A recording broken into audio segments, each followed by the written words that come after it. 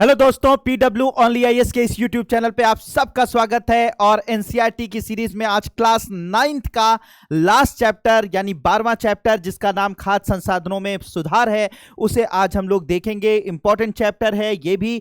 और चैप्टर को शुरू करने से पहले ये मेरे टेलीग्राम चैनल का क्यूआर कोड है, इसे स्कैन करके आप मेरे टेलीग्राम चैनल से जुड़ सकते हैं, इसके डिस्कशन ग्रुप से जुड़ सकते हैं और बहुत सारी चीज़ों को वहां पर डिस्कस कर सकते हैं। अब हम लोग आगे बढ़ते हैं इस चैप्टर के नाम पर। चैप्टर का नाम पहले ही बताया जा चुका, खाद्य संसाधनों में सुधार, इंग्लिश में इंप्रूवमेंट्स इन फूड रिसोर्सेज इस चैप्टर का नाम है। तो नाम से ही पता चल रहा है कि आखिर इस चैप्टर के अंदर क्या क्या बातें कही गई होंगी, किस किस तरीके की चीजें इसमें डिस्कस की गई होंगी। तो होता क्या है कि खाद्य संसाधनों में सुधार की बात यहां पर की जा रही है। और पता है कि दुनिया में जो भी इंसान इस धरती पर आया है, या जानवर आया है, या जो भी जीव जंतु इस धरती पर हमें दिखाई पड़ रहे हैं, उनके लिए ऊर्जा की आवश्यकता होती है। उनको जीवन जीने के लिए ऊर्जा की आवश्यकता होती है, और उस ऊर्जा के लिए हमें खाद्य संसाधनों की आवश्यकता होती है। ठीक है, तो हम इंसान भी जीवित हैं, और हम इंसानों को भी खाद्य संसाधनों की जरूरत है। और जिस तरीके से इस दुनिया में आबादी बढ़ रही है, जिस तरीके से जनसंख्या बढ़ रही है, खाद्य संसाधनों में सुधार करके, उनके अंदर इंप्रूवमेंट करके, ज्यादा से ज्यादा पैदावार बढ़ाकर हम दुनिया में जितनी भी जनसंख्या है उसका पेट भर सकते हैं। तो आखिर कौन कौन से तरीके अपनाए जाते हैं खाद्य संसाधनों के सुधार में, खाद्य संसाधनों की जो पैदावार है उसको बढ़ाने में कौन कौन सी टेक्निक, कौन कौन से युक्तियां अपनाई जाती हैं, वो सब इस चैप्टर के अंदर डिस्कस किया गया है। ठीक है, तो अब हम लोग यहां पर बात करते हैं कि जैसे यहां पर वही चीज जो मैंने आपको बताया कि भोजन जो होता है, जो खाद्य चीजें होती हैं, उनसे हमें बहुत सारी चीजें मिलती हैं, जैसे कि प्रोटीन मिलता है, कार्बोहाइड्रेट मिलता है, वसा मिलता है, विटामिन मिलता है, खनिज लवण मिलते हैं। तो ये सब चीजें जो है हमारे जीवन के लिए बहुत महत्वपूर्ण हैं। जैसे कि प्रोटीन है, हमारे शरीर का निर्माण करने का काम करता है, कार्बोहाइड्रेट है, हमें ऊर्जा देने का काम करता है, वसा जो है ये भी हमें ऊर्जा देने का काम करता है, साथ ही साथ हमारे शरीर के अंदर जो है वो तापमान नियंत्रण का काम करता है। इसके अलावा जो है विटामिन होते हैं, ये हमारे शरीर के अंदर बहुत सारी जैव उपापचयी जो अभिक्रियाएं होती हैं उनके लिए महत्वपूर्ण होता है। खनिज पदार्थ होते हैं, ये खनिज पदार्थ भी हमारे शरीर की बहुत सारी उपापचयी अभिक्रियाओं के लिए जिम्मेदार होते हैं। तो ये सारी चीजें हमें मिलती कहां से है? ये सब चीजें हमें फूड से मिलती हैं, खाद्य जो सामग्रियां होती हैं उन्हीं से हमें प्राप्त होती हैं। तो वही चीजें यहां पर बताई गई है कि इन सभी तत्वों की आवश्यकता हमारे विकास, वृद्धि तथा स्वास्थ्य के लिए होती है। पौधे तथा जंतु दोनों ही हमारे भोजन के मुख्य स्रोत हैं। अधिकांश भोज्य पदार्थ हमें कृषि तथा पशुपालन से प्राप्त होता है। अब मामला यहां पर यह आया कि चाहे प्रोटीन हो, चाहे कार्बोहाइड्रेट हो, चाहे वसा हो, चाहे वो खनिज लवण हो, चाहे वो विटामिन हो, ये सब हमें मिलते कहां से हैं? हमें भोजन से मिलते हैं। और ये भोजन के रूप में हम क्या लेते हैं? भोजन के रूप में हम क्या लेते हैं? मनुष्य क्या लेता है? तो भोजन के रूप में हम दोनों चीजें लेते हैं। एक हम पौधे भी खाते हैं, साथ ही साथ जंतुओं को भी खाते हैं। ठीक है, तो मतलब हमारे भोजन में पौधे भी शामिल होते हैं, जंतु भी शामिल होते हैं। और इस तरह से अगर देखा जाए तो कृषि तथा पशुपालन से ही हमें यह भोजन प्राप्त होता है। जब हम कृषि करते हैं, खेती करते हैं, तो उससे हम पेड़ पौधे प्राप्त करते हैं। पशुपालन करते हैं तो उनसे हम दूध प्राप्त करते हैं, उनसे मांस प्राप्त करते हैं, और उनको खा पीकर हम अपने भोजन की जो डिमांड है अपने हमारे शरीर की, उसे हम पूरी करते हैं, जिससे हमें प्रोटीन, कार्बोहाइड्रेट, वसा, ये सारी चीजें मिल पाती है, और हमारे शरीर की ग्रोथ होती है, हमारे शरीर का विकास होता है, वृद्धि होती है, ये सारी चीजें हो पाती हैं। अब आगे हम यहां पर बढ़ते हैं। तो यहां पर कहा गया है कि क्योंकि वही चीजें मैंने आपको बताई कि जिस तरीके की जनसंख्या हमारे देश में, पूरी दुनिया में बढ़ रही है, लगभग लगातार जो है वो हर साल जो है वो जनसंख्या में मतलब अभूतपूर्व जो है वृद्धि हो रही है। तो इस जनसंख्या को, पूरी दुनिया में जनसंख्या को, अगर मैं भारत की बात करूं तो भारत में लगभग 1.5 अरब की जो आबादी है, इसके पेट को भरने के लिए हमें क्या चाहिए? यानी इसकी भोजन को, सभी को भोजन मिल सके, इसके लिए क्या चाहिए भाई? जमीनें तो फिक्स हैं, बात है भाई। भारत जितना बड़ा है, जितना बड़ा भू क्षेत्र है, वो तो उतना ही क्षेत्र रहेगा ना, उससे ज्यादा तो नहीं हो सकता है।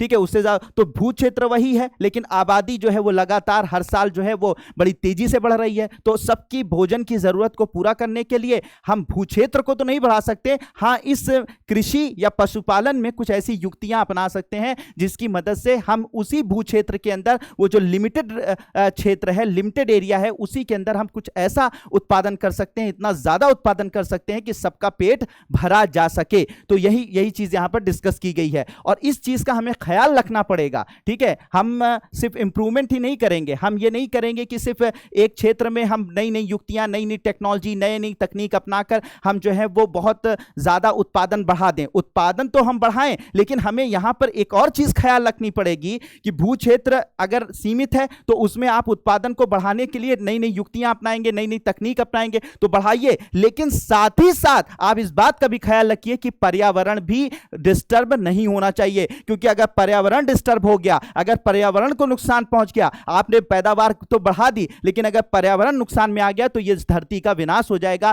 फिर उसके बाद तो न जीवन बचेगा ना मनुष्य बचेगा। तो इसलिए हमें यह भी ध्यान रखना है कि पैदावार हमें बढ़ानी है, हमें तकनीकों का उपयोग करना है, लेकिन इसके साथ साथ हमें इस बात का भी ध्यान रखना है कि इस पैदावार को बढ़ाने के चक्कर में हम अपने पर्यावरण की क्षति ना करें। तो यही चीज यहां पर बोली गई है कि अतः यह महत्वपूर्ण है कि फसल उत्पादन बढ़ाने के लिए हमें प्रयास पर्यावरण तथा पर्यावरण को संतुलित बनाए रखने वाले कारकों को क्षति न पहुंचाएं। इसलिए कृषि तथा पशुपालन के लिए संपोषणी प्रणालियों को अपनाने की आवश्यकता है। यही बात मैंने आप लोगों को बताई। तो केवल फसल उत्पादन बढ़ाने तथा उन्हें गोदामों में संचित करने से ही कुपोषण तथा भूख की समस्या का समाधान नहीं हो सकता है, बल्कि इसके साथ ही साथ हमें लोगों की आय भी बढ़ानी पड़ेगी, आय को भी बढ़ोतरी करनी पड़ेगी। हमारे देश की अधिकांश जनसंख्या अपने जीवन यापन के लिए कृषि पर ही निर्भर है, इसलिए कृषि क्षेत्र में लोगों की आय भी बढ़नी चाहिए जिससे कि भूख की समस्या का समाधान हो सके। ठीक है, समाधान। तो ये पूरी लाइन टू लाइन यहां पर चीजें दी गई हैं, उससे पहले मैंने ये बात आपको समझा दी है। ठीक है,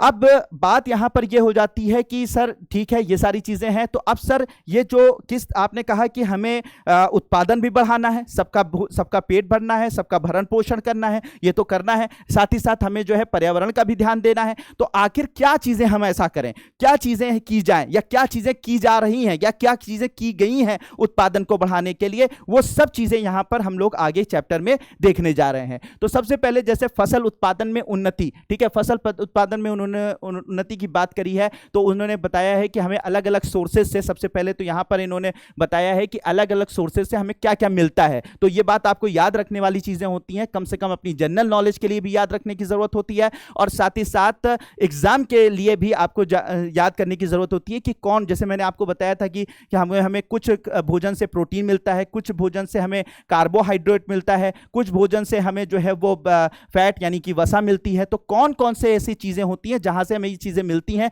ये आपकी जनरल नॉलेज के लिए भी आपको पता होना चाहिए और एग्जाम के लिए भी पता होना चाहिए। तो अगर हम लोग यहां पर देखें तो ऊर्जा, मैंने पहले भी ये बात आपको बता दी, क्लास जब चैप्टर स्टार्ट किया था तो उसके शुरुआत में ही ये बातें मैंने आपको बता दी थी कि ऊर्जा कौन देता है, कार्बोहाइड्रेट देता है। तो ऊर्जा की आवश्यकता के लिए कार्बोहाइड्रेट की जरूरत होती है, और कार्बोहाइड्रेट हमें प्राप्त होता है अनाजों से, जैसे कि गेहूं है, चावल है, मक्का है, बाजरा है, ज्वार है, इससे हमें कार्बोहाइड्रेट प्राप्त होता है। तो एक तो ये बात आप पॉइंट याद रखिएगा। तो ऊर्जा, हमारे शरीर को ऊर्जा देने का काम कौन करता है, कार्बोहाइड्रेट करता है, और कार्बोहाइड्रेट जो है मेनली हमें कहां से मिलता है, अनाजों से मिलता है, गेहूं, चावल, मक्का, बाजरा, इनसे मिलता है। इसके अलावा जो प्रोटीन की जरूरत होती है उसको पूरा करने के लिए हमें दालों की आवश्यकता होती है, चना, मटर, उड़द, मूंग, अरहर, मसूर, इस तरीके की जो दालें होती हैं वो हमें प्रोटीन प्राप्त कराती हैं, प्रोटीन हमें देती हैं। ये हम लोग फसलों की बात कर रहे हैं, वैसे प्रोटीन जो है वो मांस से भी प्राप्त होता है, लेकिन हम जो फसल से, यानी हम इस वक्त फसल की बात कर रहे हैं, तो फसलों में कौन सी ऐसी चीज होती है जो हमें प्रोटीन प्रोवाइड करती है,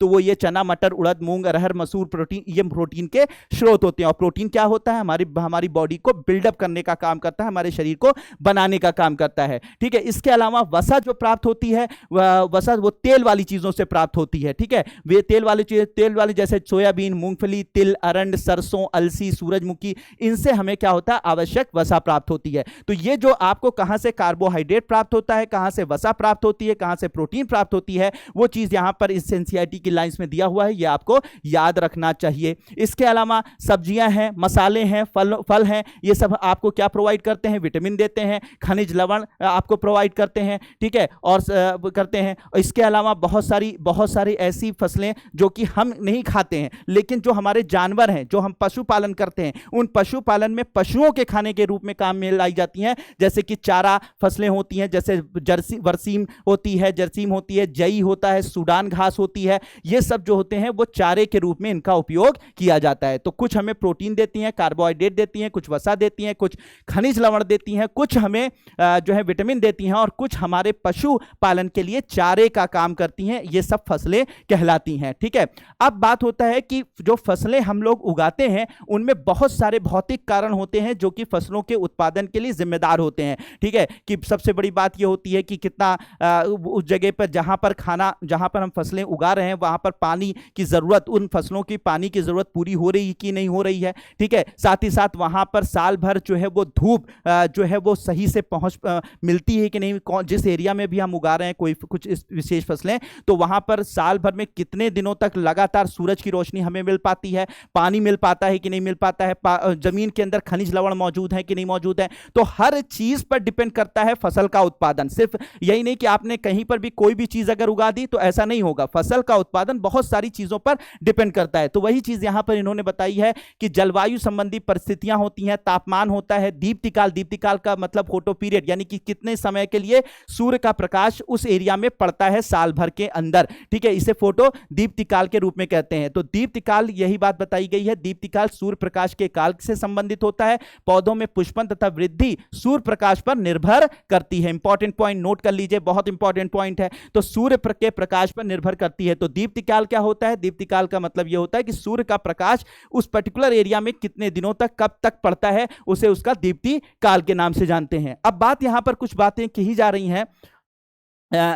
रही हैं कि भाई ये जो फसलें होती हैं उनका बड़ा नाम होता है। काफी आपने सुना होगा, कुछ लोग कहते हैं खरीफ की फसल होती है, कुछ रबी की फसल होती है, कुछ जायद की फसल होती है। तो ये फसलें कब उगाई जाती हैं, ठीक है, उनमें कौन कौन सी चीजें शामिल होती हैं, ठीक है, वो यहाँ पर इन्होंने बताया है। और ये बहुत इंपॉर्टेंट है, आपको जनरल, मैंने आपको बताया ना, ये चैप्टर आपके जनरल नॉलेज के लिए भी जरूरी है और साथ ही साथ आपके एग्जाम के लिए भी जरूरी है। तो देखिए सर क्या बातें बताई गई हैं कि कुछ फसलें, याद कर लीजिएगा, कुछ ऐसी फसलें जिन्हें हम वर्षा ऋतु में उगाते हैं खरीफ फसल कहलाती है। याद रखिए, पॉइंट है भाई, इसे नोट कर लीजिए।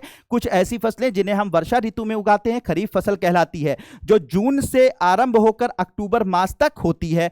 कुछ, ये बात याद रख लीजिएगा, कुछ फसलें शीत ऋतु में उगाई जाती हैं, जो नवंबर से अप्रैल मास तक होती हैं। इन फसलों को रबी फसल कहते हैं। क्या बोलते हैं? रबी फसल कहते हैं। फिर इसके जैसे कि धान, सोयाबीन, अरहर, मक्का, मूंग तथा उड़द खरीफ फसलें कहलाती हैं। ठीक है, क्या कहलाती हैं? खरीफ फसलें कहलाती हैं। ठीक है, खरीफ फसलें कहलाती हैं। गेहूं, चना, मटर, सरसों तथा अलसी रबी फसलें कहलाती हैं। तो दो फसलों के यहां पे बारे में बात करी गई है। एक खरीफ फसल के बारे में बात की गई है जिसे कहा गया है वर्षा ऋतु में जिसे उगाया जाता है, और उसके उदाहरण कौन से हो गए? धान, सोयाबीन, अरहर, मक्का, मूंग तथा उड़द। ठीक है, ये खरीफ फसलें हैं। इसके अलावा दूसरी जो फसल है रबी फसल के बारे में बात करी गई है। रबी फसल जो होती है वो नवंबर से अप्रैल मास तक होती है, और इसमें जो फसलें होती हैं उसमें गेहूं, चना, मटर, सरसों तथा अलसी जो होती है वो रबी फसल होती है। तो इसके एग्जाम्पल रबी फसल के और खरीफ फसल के उदाहरण क्या है, ये जरूर याद रख लीजिएगा। कब से कब तक उगाई जाती हैं, इसमें मैंने आपको बता दिया, इसको जरूर याद रख लीजिएगा, अक्सर ये आपके एग्जाम में पूछा जा सकता है। ठीक है, अब आगे बात करते हैं कि अब भारत में सन 1952 से लेकर 2010 तक इसमें जो डेटा दिया गया है उसमें बताया गया है कि लगभग जो कृषि क्षेत्र है, यानी जहां पर कृषि होती है, वो सिर्फ 25% की वृद्धि हुई। यानी कि जो कृषि क्षेत्र है वो सिर्फ 25% की वृद्धि हुई, यानी जो खेत थे उनमें जो बढ़ोतरी हुई वो सिर्फ 25% की हुई। लेकिन जो पैदावार है, जो अन्न की पैदावार है, वो 4 गुनी की वृद्धि हो गई। यानी सिर्फ 25% खेतों में बढ़ोतरी हुई, लेकिन जो पैदावार हुई वो लगभग 4 गुना से भी ज्यादा हुई। ठीक है, ये बात यहां पे बताई जा रही है। तो आखिर ऐसा कैसे हो गया कि सिर्फ खेतों में तो सिर्फ 25% की वृद्धि हुई, लेकिन पैदावार जो है 4 गुनी कैसे हो गई? तो उसके लिए बहुत सारी कृषि में बहुत सारी प्रणालियों का उपयोग किया गया इस बीच। किस बीच? 1952 से लेकर 2010 के बीच। और इसी बीच भारत में आपको मैं याद दिला दूं, हरित क्रांति भी आई, ग्रीन रेवोल्यूशन भी आया, जिसमें बहुत सारी युक्तियां अपनाई गई, जिसकी मदद से हमने कृषि के पैदावार को बढ़ा दिया, इंक्रीज कर दिया। ठीक है, इंक्रीज कर दिया।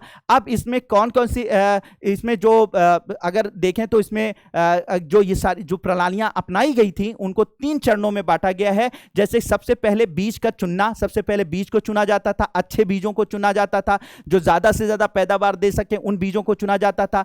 दूसरा जो है फसल की उचित देखभाल की गई। ठीक है, उचित देखभाल की गई, अगर ये की भी गई और आगे भी की जाएगी अगर आपको बेहतर फसल उत्पादन चाहिए तो। ठीक है। तो सबसे पहले बीज को चुनना, दूसरा फसल की उचित देखभाल करना, और तीसरा खेतों में उगी फसल की सुरक्षा तथा कटी हुई फसल को हानि से बचाना है। तो ये 3 स्टेप आपको अपनाने पड़ेंगे अगर आपको वृद्धि और विकास बेहतर चाहिए। फसलों का पहला बेहतर अच्छे किस्म के बीजों को चुनना होता है, फिर फसल की उचित देखभाल करना होता है, उसको सही समय पर पानी पहुंचाइए, सही समय पर जो है उसमें खाद डालिए, उसमें सही समय पर उर्वरक डालिए, और फिर उसके बाद जब खेतों में उगी फसल होती है तो उसकी सुरक्षा भी करनी होगी कि ऐसा ना हो जाए कि पाला पड़ जाए, ऐसा ना हो कि बारिश हो जाए, आपकी फसल जो है वो खराब हो जाए, तो इसका भी ध्यान देना होगा। फिर कटी हुई जो फसलें होती हैं उनका सही से जो है संरक्षण भी कीजिए, उनको स्टोरेज हाउस में डालिए कि जिससे कि जो फसलें उगी हुई हैं वो खराब ना होने पाए, ठीक है। तो अब यहां पर ये सारी चीजें, ये स्टेप्स, ये जो चरण है ये अपनाए गए। अब बात यहां पर है कि इस प्रकार फसल उत्पादन में सुधार की प्रक्रिया में प्रयुक्त गतिविधियों को निम्न प्रमुख वर्गों में बांटा जा सकता है। तो अगर फसलों में सुधार किया गया पहले जो 1952 से बात की गई 2010 तक तो किया गया, और आगे और अगर और भी किया जाना चाहिए, मतलब और भी बेहतर अगर हमें फसल का उत्पादन बढ़ाना है तो आखिर कौन कौन से स्टेप हमें अपनाने पड़ेंगे वो चीज यहां पर दी गई है। ये सब चीजें तो हैं, एक जनरल व्यू इन्होंने दे दिया, अब इन्होंने स्टेप बाय स्टेप दिया है। तो सबसे पहले फसल की किस्मों में सुधार। फसल की किस्मों में सुधार, ऐसी फसलें हमें उगानी पड़ेंगी जो ज्यादा से ज्यादा पैदावार दे सकें। मतलब कि अगर मतलब एक पेड़ है, मान लीजिए उसमें 100 फलियां आ रही हैं, तो 100 फलियों की जगह पर हमें ऐसी किस्मों को उगाना पड़ेगा, ऐसी किस्मों को बनाना पड़ेगा जैव प्रौद्योगिकी की मदद से कि उसमें 100 फलियों की जगह पे 400 फलियां हैं, तो अपने आप पैदावार बढ़ जाएगी। एक पेड़ है और वो पेड़ एक विशेष स्थान घेर रहा है, अब उसमें मान लीजिए 100 फलियां आती हैं, ठीक है, मान लीजिए उसमें 10 ग्राम अनाज पैदा होता है,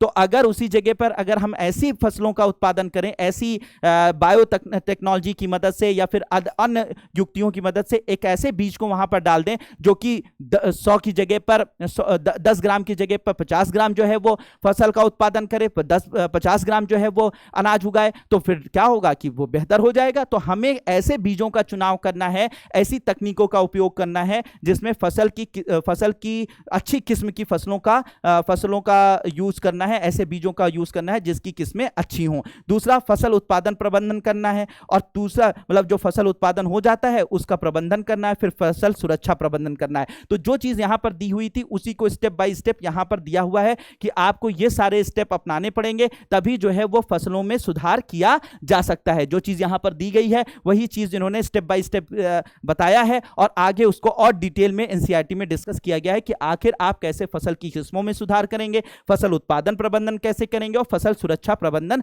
कैसे करेंगे। तो ये आपके मेंस में भी बहुत इंपॉर्टेंट है, मेंस में भी लिखने को काम में आ सकता है कि अगर आपसे पूछा जाए कि हमारे जो खाद्य संसाधन है या कृषि विकास है या कृषि उत्पादन है उसको बढ़ाने के लिए, हमें फसलों के उत्पादन को बढ़ाने के लिए कौन कौन से स्टेप अपनाने चाहिए, तो आप इसे लिख सकते हैं कि फसल की किस्मों में सुधार, फसल उत्पादन प्रबंधन और फसल सुरक्षा प्रबंधन के अंतर्गत हमें काम करना पड़ेगा। अब एक एक स्टेप यहां पर बात करना शुरू करते हैं, जैसे कि फसल की किस्मों में सुधार। तो फसल की किस्मों में हमें कैसे सुधार करना पड़ेगा, मैंने आपको पहले ही बताया कि कुछ ऐच्छिक गुणों वाले फसलों को उगाना पड़ेगा, कुछ ऐसी किस्में उगानी पड़ेंगी की पैदावार ज्यादा हो, जो हमारे भौतिक कारणों को रजिस्ट कर सकें। जैसे मान लीजिए कोई ऐसी जगह, हमें एक तो ये करना पड़ेगा, पहला जो स्टेप बताया, अगर कोई भी फसल की किस्मों में हम सुधार चाहते हैं तो हमें ऐसी किस्में चुननी पड़ेंगी जो ज्यादा ज्यादा पैदावार दे। मतलब एक पर्टिकुलर एरिया में, एक पेड़ में जहां पर 10 फलियां लग रही हैं उस जगह पर 40 फलियां उगे, 50 फलियां उगे, जिससे कि उत्पादन बढ़े। साथ ही साथ हमें यह भी ध्यान रखना पड़ेगा, ऐसे फसलों का चुनाव करना पड़ेगा, ऐसी किस्मों का चुनाव करना पड़ेगा जो भौतिक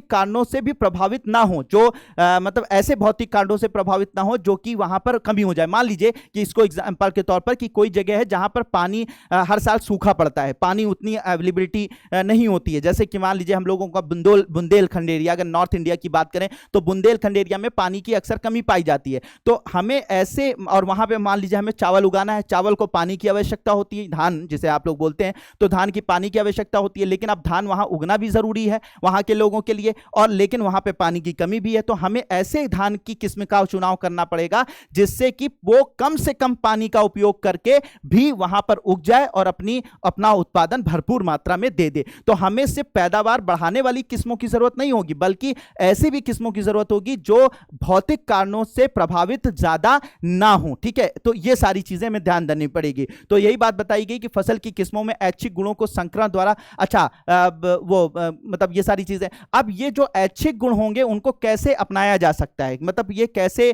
किया जा सकता है, तो संकरण विधि होती है जिसे हम लोग हाइब्रिड टेक्निक बोलते हैं। हाइब्रिड टेक्निक में होता यह है कि मैं आपको इसको सिंपल भाषा में अगर बताऊं कि हाइब्रिड टेक्निक का उपयोग, तो फसल की किस्मों में ऐच्छिक गुणों को संकरण द्वारा डाला जा सकता है। अब संकरण क्या होता है, मान लीजिए एक पेड़ है, बहुत ही सिंपल लैंग्वेज में बता रहा हूं, एक पेड़ है छोटा है और एक पेड़ है लंबा है। ठीक है, एक पेड़ है लंबा है, लंबा पेड़ जो है वो उत्पादन कम देता है। ठीक है, ये उत्पादन, इसका मान लीजिए कि उत्पादन कम है लेकिन ये लंबा है, और इसका उत्पादन ये छोटा है लेकिन इसका उत्पादन जो है कंपैरेटिवली ज्यादा है।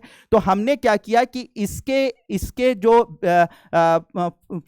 फूल हैं या इसके जो फ्लावर्स हैं और इसके जो फ्लावर्स हैं, इनके फ्लावर्स के बीच में, यानी कि इनके फ्लावर्स के बीच में हमने क्या किया, संकरण कराया। यानी कि इसके जो है पॉलन ग्रेन, यानी इसके परागकण को इस पे या इसके परागकण को इस पे हमने ट्रांसफर कर दिया। ठीक है, ट्रांसफर कर दिया। अब इसकी वजह से क्या होगा कि इसके और इसके दोनों के जो गुण होंगे वो आपस में मिल जाएंगे। ठीक है, मिल जाएंगे। तो इसे ही हम लोग क्या बोलते हैं, संकरण बोलते हैं। यानी कि इसमें पॉलिनेशन कराते हैं। ठीक है, इसमें क्रॉस पॉलिनेशन कराते हैं। ठीक है, इसमें पर परागण कराते हैं। ठीक है, पर परागण में एक का परागकण दूसरे के परागकण पर, दूसरे के परागकण इसका परागकण इसके परागकण पर, किसी परागकण पर क्या करते हैं हम लोग, ट्रांसफर कर देते हैं। जिससे क्या होता है कि इसके जीन्स और इसके जीन्स आपस में मिल जाते हैं, और इसी को हम लोग संकरण तकनीक के नाम से जानते हैं। किस तकनीक के नाम से जानते हैं, संकरण तकनीक के नाम से जानते हैं। तो इसके बाद जो नए पौधों की प्रजाति उत्पन्न होगी, वो नई पौधों की प्रजाति क्या होगी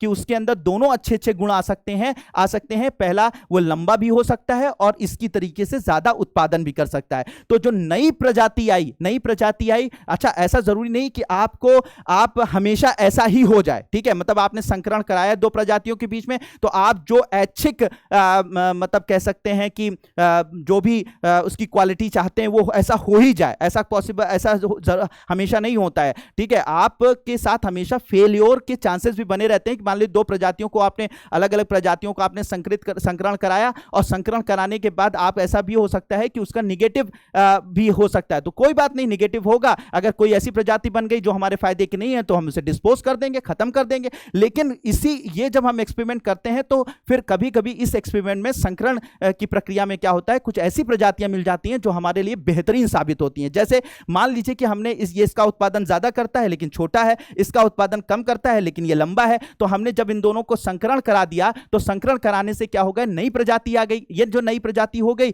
इसमें क्या हो गया, इसके भी अच्छे गुण आ गए मान लो, और इसके भी अच्छे गुण आ गए, यानी उत्पादन भी इसका बढ़ गया और ये लंबा भी हो गया। तो जब लंबा पेड़ होगा और उत्पादन ज्यादा करेगा तो डेफिनेटली जो उत्पादन, जो मतलब जो ओवरऑल जो प्रोडक्शन है, जो ओवरऑल उत्पादन है, जो भी आप पौधा उगा रहे हैं, जो भी आप अनाज उगा रहे हैं या जो भी चीज उगा रहे हैं, उसका बढ़ जाएगा। तो एक पेड़ में ज्यादा से ज्यादा उत्पादन हो पाएगा, और जब एक पेड़ में ज्यादा से ज्यादा उत्पादन हो पाएगा तो इस तरीके की किस्मों को अगर हम पूरे खेत में लगाएंगे तो उत्पादन डेफिनेटली बढ़ जाएगा। तो इसे ही संकरण तकनीक के नाम से जानते हैं। तो वही बात यहां पर कही गई है कि फसल की किस्मों में ऐच्छिक गुणों को संकरण द्वारा डाला जा सकता है। संकरण क्या होता है, आपको बात समझ में आ गई। अब आजकल तो है बायोटेक्नोलॉजी का यूज कर रहे हैं जिसमें जीन्स को ट्रांसफर कर दे रहे हैं, तो वो यहां पर नहीं डिस्कस किया गया है, लेकिन उसमें तो वो बायोटेक्नोलॉजी की विधि होती है जिसमें हम लोग जीएम क्रॉप उगाते हैं, जीएम जेनेटिकली मॉडिफाइड क्रॉप। ये ठीक है, जो अनुवांशिक रूप से परिवर्तित जो क्रॉप होती हैं, फसलें होती हैं, उनको भी आजकल उगाया जा रहा है। तो उसमें जो है ये संकरण नहीं करवाते, बल्कि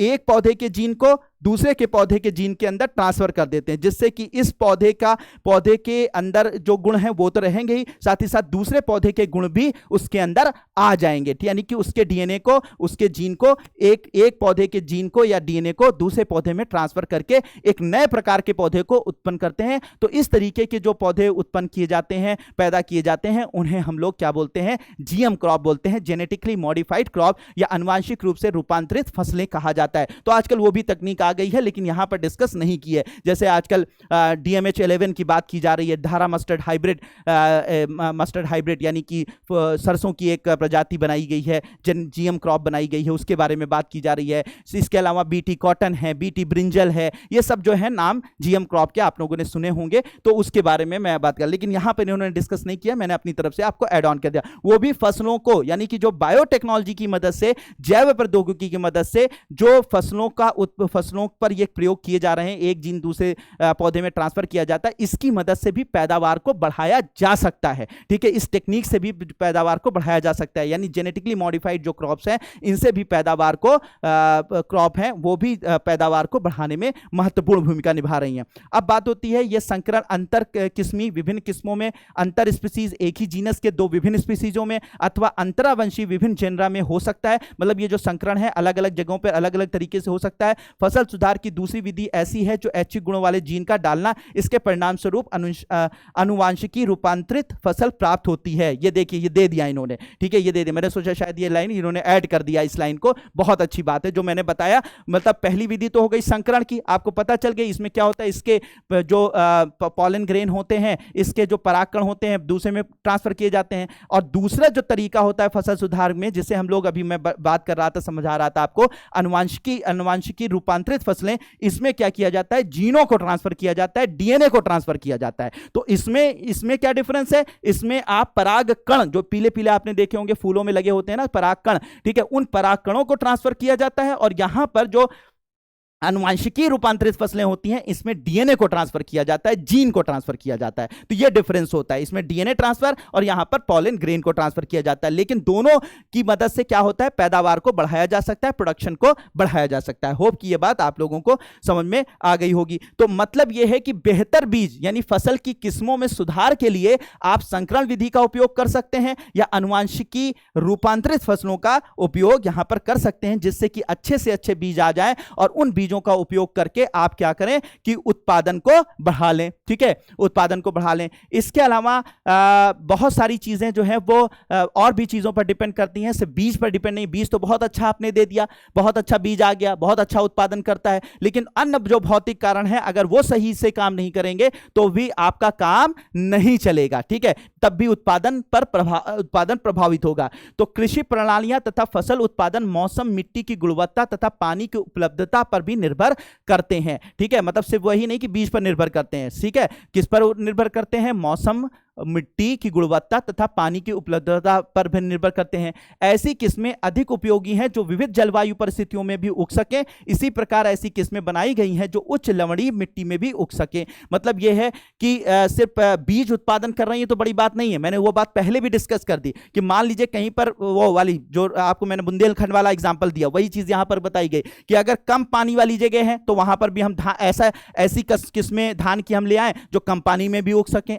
अधिक लवणीय जो भूमि है वहां पर भी कुछ किस्में उग सकें जो कि पहले नहीं उग सकती थी। तो हमें बीज या किस्मों का चुनाव ऐसा करना पड़ेगा जो उत्पादन भी ज्यादा दे और भौतिक कारणों का कारण अगर वहां पर कोई जो है वो अनैच्छिक भौतिक कारण है तो वहां पर भी वो उग जाए। कम पानी हो उसमें भी उग जाए, ज्यादा लवणीय भूमि हो, ज्यादा वहां पे लवण पाए जाए, ठीक है, तो वहां पे भी उग जाए। ठीक है, ज्यादा पानी वाली जगह हो तो वहां पर को भी मैनेज कर ले। तो इस तरीके की भी बीज की आवश्यकता है, इस तरीके की भी किस्मों की आवश्यकता है जो भौतिक कारणों को भी झेल जाए। ठीक है, भौतिक जो विषम परिस्थितियां होती हैं उनको भी झेल जाए, ऐसे बीज ऐसी किस्मों की भी आवश्यकता होती है। ठीक है, तो इससे होगा क्या, ठीक है, किस्मों में सुधार के लिए कुछ कारक हैं, जैसे उच्च उत्पादन होगा, प्रति एकड़ फसल की उत्पादक बढ़ाना हमें है। उन्नत, और क्यों ये कर रहे हैं, उन्नत किस्में फसल उत्पादक की गुणवत्ता प्रत्येक फसल में भिन्न होती है। दाल में प्रोटीन की गुणवत्ता को बढ़ाना होगा। ठीक है,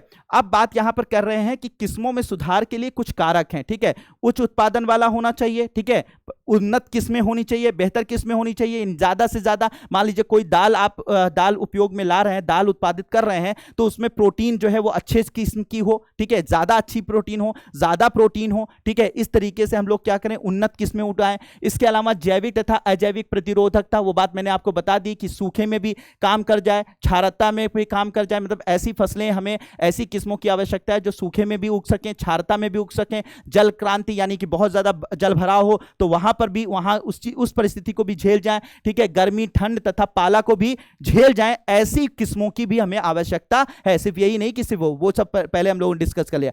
परिपक्वन काल में परिवर्तन, ठीक है, जल्दी पक जाए, ठीक है, ऐसी किस्मों की भी आवश्यकता है जो कि उत्पादन भी ज्यादा दें, ठीक है, भौतिक कारणों, अनैच्छिक भौतिक जो कारण होते हैं उनको भी झेल जाए, ठीक है, और साथ ही साथ परिपक्वन काल में परिवर्तन हो सके, जल्दी जल्दी पक सके। मान लीजिए एक फसल है 5 महीने में पकती है, 4 महीने में पकती है, अगर वो 2 महीने में पक जाएगी तो साल भर में हम 6 बार उसको उगा लेंगे, ठीक है, या अन्य फसलें हम उस जगह पे उगा लेंगे। बात समझ में? तो परिपक्वन काल में ऐसी हमें किस्मों की भी आवश्यकता है जिसका परिपक्वन काल भी थोड़ा कम हो, ठीक है। तो यहां पर बात की जा सके तो परिपक्वन काल में परिवर्तन, ठीक है, समान परिपक्वन कटाई की प्रक्रिया को सरल बनाता है, ठीक है, व्यापक अनुकूलता यानी हर तरीके से अनुकूल हो, एक ही किस्म को विभिन्न क्षेत्रों में विभिन्न जलवायु में उगाया जा सके, ऐसी किस्मों को हमें लाने की जरूरत है विभिन्न तकनीकों की मदद से। और ये सब किससे प्राप्त होंगी? वही आपका संकरण तकनीक के द्वारा या जैव प्रौद्योगिकी की मदद से, ठीक है, आपको ये सारी की सारी किस्में प्राप्त होंगी। तो ऐसी किस्मों की आवश्यकता है जो एक ही किस्म को विभिन्न क्षेत्रों में विभिन्न जलवायु में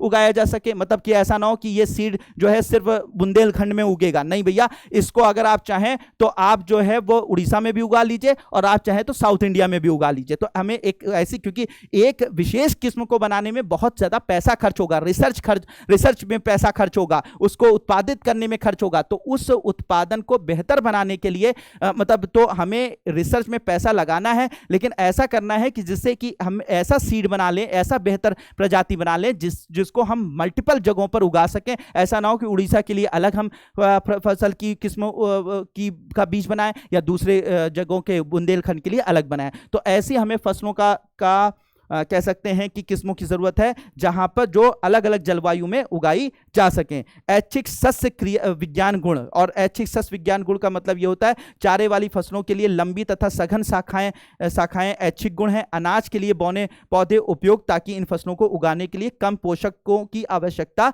हो सके।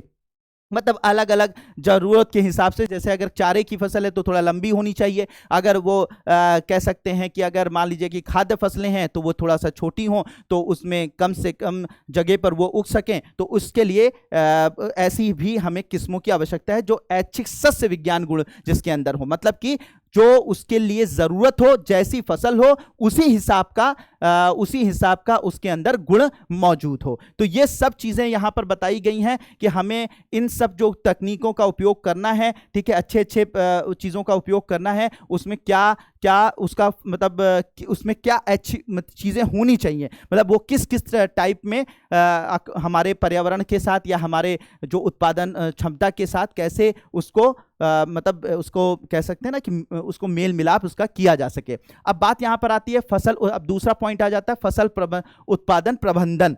फसल उत्पादन प्रबंधन की यहां पर बात की जा रही है। तो यहां पर पहला जो पॉइंट था, ठीक है, पहला पॉइंट फसल किस्मों में सुधार, फसल किस्मों में कैसे सुधार किया जाएगा मैंने डिस्कस कर दिया। फसल किस्मों में सुधार और क्यों किया जाएगा, कैसी फसल किस्मों में जो सुधार किया जाएगा वो कौन कौन सी फसलें, उसमें क्या क्या गुण होने चाहिए, कैसे कैसे गुण होने चाहिए वो यहां पर डिस्कस कर दिया है। उच्च उत्पादन वाली होनी चाहिए, उन्नत किस्मों वाली होनी चाहिए, जैविक तथा अजैविक प्रतिरोधकता होनी चाहिए, परिपक्वन काल में परिवर्तन होना चाहिए, व्यापक अनुकूलता होनी चाहिए, ऐच्छिक सस्य विज्ञान गुण होने चाहिए, ये सब डिस्कस कर दिया। अब दूसरा पॉइंट आ रहा है फसल उत्पादन प्रबंधन। मान लीजिए फसल आपने बहुत अच्छी उगा दी, बहुत अच्छा आपने फसल उसके अंदर बीज डाल दिया, बहुत अच्छी फसल उग गई। अब उग गई, आपके हिसाब से उग गई, जैसा आप चाहते थे वैसी उग गई, लेकिन अब उसका आप प्रबंधन कैसे करेंगे, तो इसमें आपको ध्यान देना होगा कि बहुत सारी कृषि प्रणालियां होगी, तो योगदान उच्च निवेश तथा फसल उत्पादन में सहसंबंध है, ठीक है, मतलब योगदान उच्च निवेश तथा फसल उत्पादन में सहसंबंध है। इस प्रकार किसान की लागत क्षमता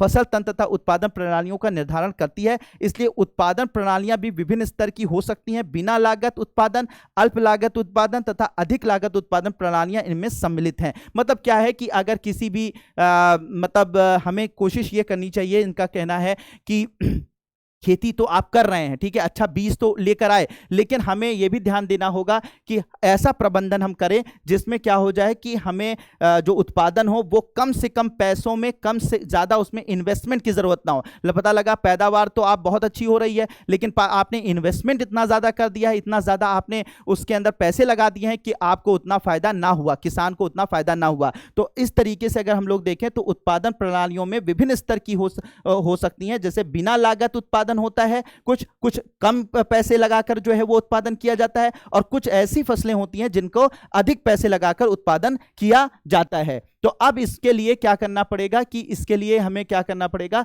पोषक प्रबंधन यानी कि ऐसी फसल हमें फसल उत्पादन जो करना पड़ेगा उसमें पोषक प्रबंधन करना पड़ेगा। हवा से मतलब वहां पर जहां पर आप फसल उगा रहे हैं, ठीक है, उगा रहे हैं, तो उस जगह पर आपको देखना पड़ेगा कि क्या मेरे पेड़, मतलब आपने बीज बहुत अच्छे लाए, बहुत अच्छी बात है, लेकिन अब आपको करना पड़ेगा ऐसा जगह पर, जैसे सीधी सी बात है, इसको इस तरह से समझिए कि मान लीजिए कश्मीर में सेब होते हैं, तो कश्मीर में क्योंकि वहां का एनवायरनमेंट कश्मीर के सेब के लिए बहुत ही अच्छा है, इसलिए सेब वहां पे बहुत अच्छे से होते हैं। तो अगर कोई भी किसान सेब जो है वो कश्मीर में उगाएगा तो उसको बहुत ज्यादा मैनेजमेंट करने की जरूरत नहीं होगी, बहुत ज्यादा प्रबंधन कम करने की जरूरत नहीं होगी। वहां पे अल्प लागत प्रबंधन में ही सारा काम हो जाएगा। वहां पेड़ लगा दिया, मौसम बेहतरीन है, वहां के हिसाब से सेब के लिए बेहतरीन है, वहां पे सेब बढ़िया से उग जाएगा। लेकिन वही सेब अगर उत्तर प्रदेश में कहीं पर गांव में उगाना पड़ गया तो आपको उसके हिसाब से प्रबंधन करना पड़ेगा, ठीक है,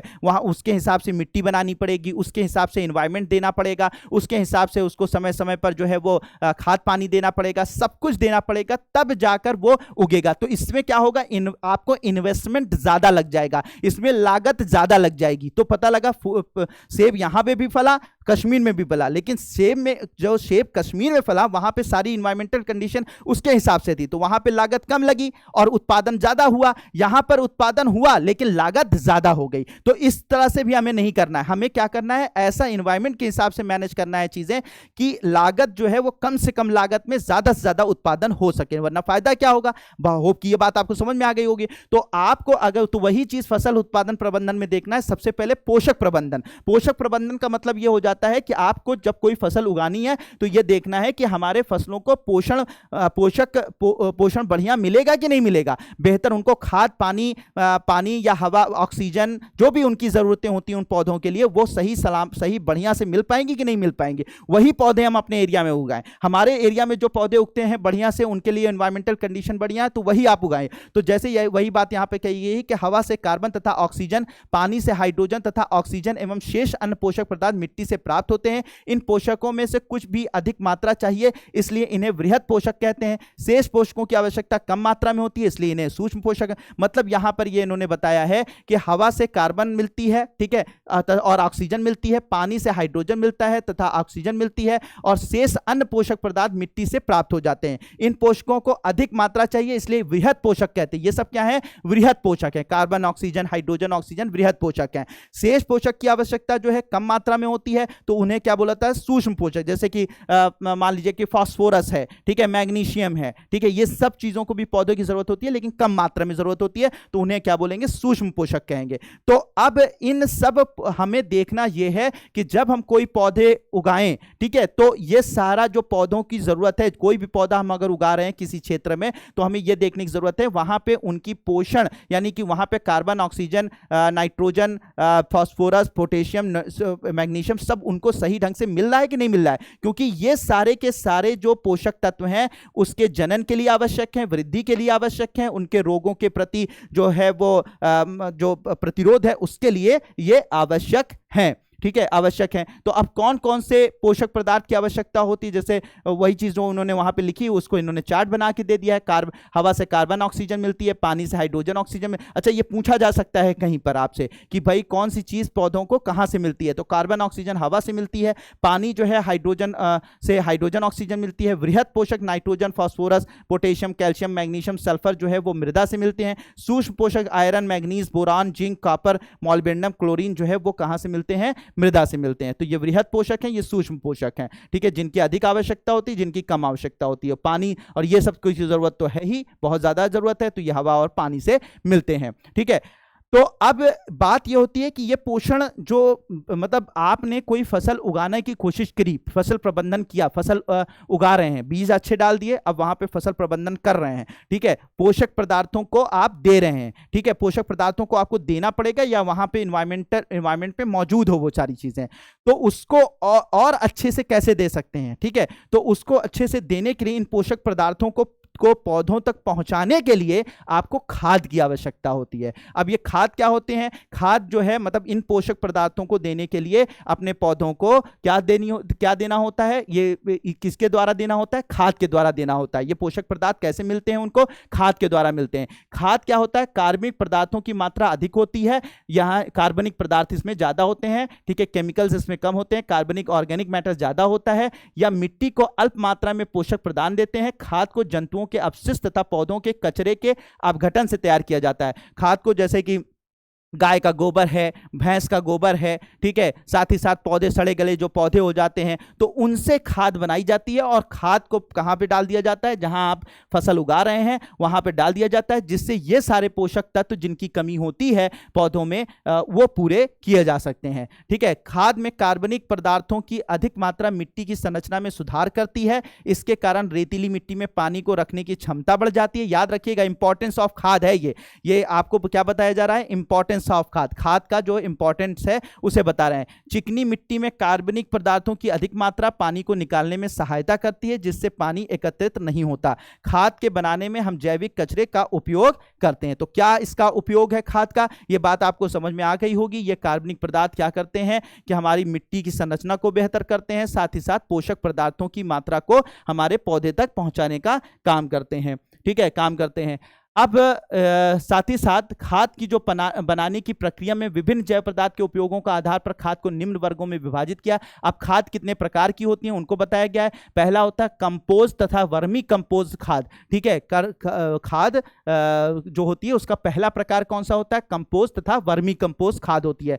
कंपोस्ट जो होती है को केंचुओं द्वारा पौधों तथा जानवरों के अपशिष्ट पदार्थों के शीघ्र निरस्तीकरण की प्रक्रिया द्वारा बनाया जाता है। इसे वर्मी कंपोस्ट कहते हैं, ठीक है। तो कंपोस्ट खाद जो होती है उसका मतलब सीधा सा ये होता है कि उन्हें सड़ा गला के तैयार किया जाता है। पौधे होते हैं, जानवरों के कोई मान लीजिए कि पौधे होते हैं, पत्तियां होती हैं, ठीक है, जानवरों के कुछ अवशेष होते हैं, गोबर होता है, इन सबको सड़ा गला के जो है ये कंपोस्ट खाद तैयार की जाती है। वर्मी कंपोस्ट किसे बोलते हैं? कंपोस्ट तो ये हो गया कि ये सब सब्जी के छिलके हुए कचरा, जानवर तथा चारे, घरेलू कचरे, सीवेज, इन सबको सड़ा गला के तैयार किया गया, ये इसे हम लोग क्या बोलते हैं? कंपोस्ट खाद बोलते हैं, ठीक है। ये खाद का एक प्रकार है। वर्मी कंपोस्ट क्या होता है? जिसे जानवर या पौधों के जो अपशिष्ट पदार्थ होते हैं उनको जो है वो छोटे छोटे कीड़ों द्वारा, जैसे केंचुओं द्वारा सड़ाया जाता है। तो कंपोस्ट हो गया, अपने आप रख दिया, बैक्टीरिया वगैरह ने उस पर काम किया तो वो सड़ गई, तो वो हो गई कंपोस्ट। वर्मी का मतलब हो जाता है कीड़े,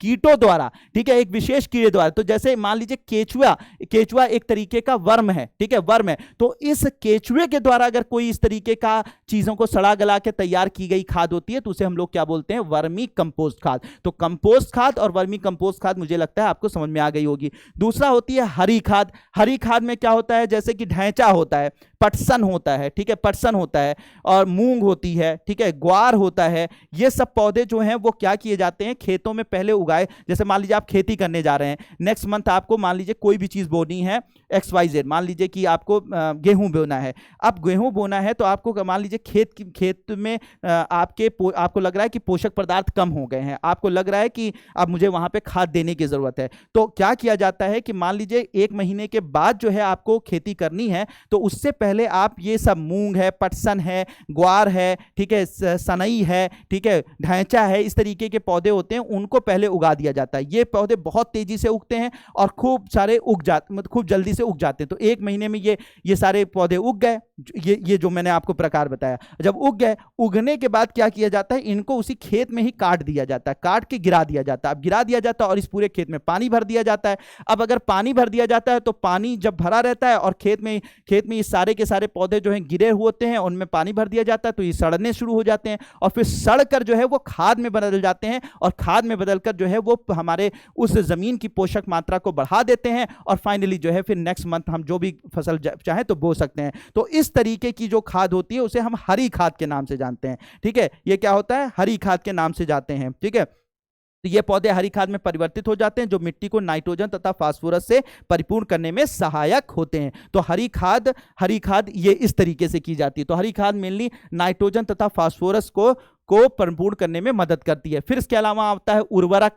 ठीक है, उर्वरक जो होता है वो थोड़ा सा केमिकल से तैयार किया जाता है। ठीक है, उर्वरक व्यावसायिक रूप से तैयार पादप पोषक है, मतलब ये भी एक तरीके की खाद है लेकिन ये केमिकल से तैयार की जाती है, रसायनों से तैयार की जाती है। इसको औद्योगिक रूप से तैयार किया जाता है, इसको जो है वो कह सकते हैं कि व्यावसायिक रूप से तैयार किया जाता है और इसमें नाइट्रोजन, फास्फोरस तथा पोटेशियम प्रदान करने की क्षमता होती है। तो ये जो उर्वरक होते हैं, फर्टिलाइजर्स जिसको इंग्लिश में बोलते हैं, इसकी मदद से नाइट्रोजन और फास्फोरस तथा पोटेशियम की कमी को पूरा किया जाता है। किसमें पूरा किया जाता है, हमारे खेतों के अंदर पूरा किया जाता है। तो एनपीके कहा जाता है, नाइट्रोजन, फास्फोरस और पोटेशियम वाली ये खादें होती हैं, तो इनको केमिकल के रूप में तैयार किया जाता है, अलग अलग तरीके के केमिकल से तैयार किया जाता है। ठीक है, सदुपयोग के लिए इसकी खुराक की उचित मात्रा, उचित समय तथा उर्वरक देने से पहले उसके बाद की सावधानियों को अपनाना चाहिए। अब ये क्योंकि केमिकल से तैयार की जाती हैं तो इसके साइड इफेक्ट्स भी बहुत ज्यादा हो सकते हैं। अगर ज्यादा दे दिया तब भी खतरनाक, कम दे दिया तब भी बुरा। ठीक है, बुरा। और साथ ही साथ ये हमारी प्रकृति, अगर ज्यादा दे दिया तो प्रकृति को नुकसान भी पहुंचा सकती हैं। पैदावार तो बढ़ा देंगी लेकिन फ्यूचर में जो है आपका खेती खराब हो जाएगा। अधिक उर्वरक की वजह से, अधिक केमिकल की वजह से आपके खेतों के, आपके उसमें जो खाना होगा, जो अनाज होगा, उसके अंदर केमिकल पहुंच जाएंगे जो हार्मफुल हो जाएंगे। तो इसके लिए हमें ध्यान देना होता है कि जब कभी भी हम इन उर्वरकों को, रासायनिक उर्वरकों को दें तो हमें ध्यान देना होगा कितनी मात्रा में देना है, कब देना है और उसके बाद में हमें कब अगली बार देना है। ये सब पूरी चीजों का आपको ख्याल रखना पड़ता है। ठीक है, ख्याल रखना पड़ता है।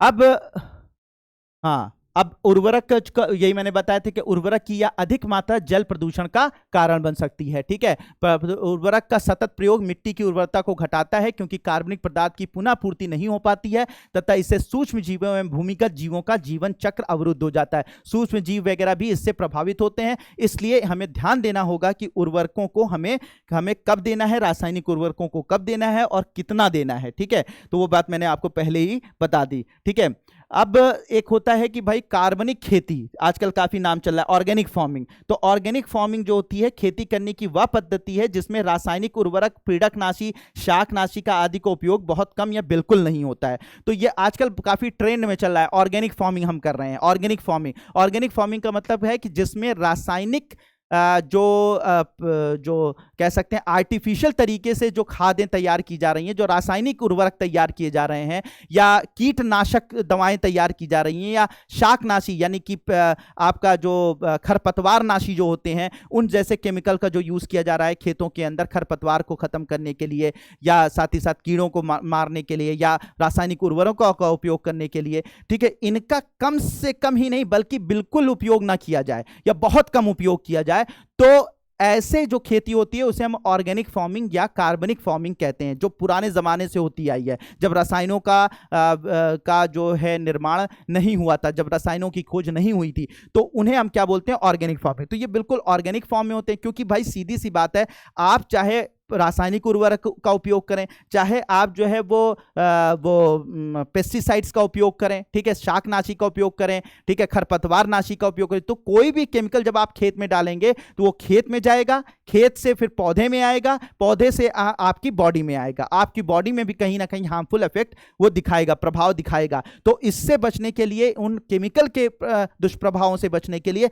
आजकल हम लोग कार्बनिक खेती की तरफ बढ़ रहे हैं, कार्बनिक खेती पर ध्यान दे रहे हैं। तो इस कार्बनिक खेती में इन सब चीजों का उपयोग मिनिमम किया जाता है या बिल्कुल नहीं किया जाता है। इस पद्धति में अधिकाधिक कार्बनिक खाद, कृषि अपशिष्ट, पुआल तथा पशुधन का पुनः चक्रण, जैविक कारक जैसे कि नील हरित शैवाल का संवर्धन, जैविक उर्वरक बनाने में उपयोग करता है। नीम की पत्तियां तथा हल्दी का विशेष रूप से जैव कीटनाशकों के रूप में खाद संग्रहण में प्रयोग किया जाता है। मतलब जो भी चीजें इसमें यूज की जाएंगी वो सारी की सारी क्या होंगी, ऑर्गेनिक फार्मिंग में प्राकृतिक होंगी, प्राकृतिक रूप से इनका उपयोग किया जाएगा। ठीक है, अब बात करते हैं हम लोग सिंचाई के बारे में। तो भाई यहां पर आ गया सिंचाई। अब खाद हो गई, खाद बता दिया, खाद कितने प्रकार की होती है, रासायनिक खाद, ऑर्गेनिक, सब बता दिया। अब यहाँ पे बात होती है सिंचाई। ठीक है, सिंचाई तो भारत में अधिकांश खेती वर्षा का आधारित है। हमारे यहाँ वर्षा पर आधारित खेती है भारत में, और हमारी जो ज़्यादातर खेती है वो मानसून पर डिपेंड करती है। जो हमारे यहाँ एक मौसमी वर्षा होती है जिसे हम लोग मानसून कहते हैं, उस पर यह डिपेंड करती है।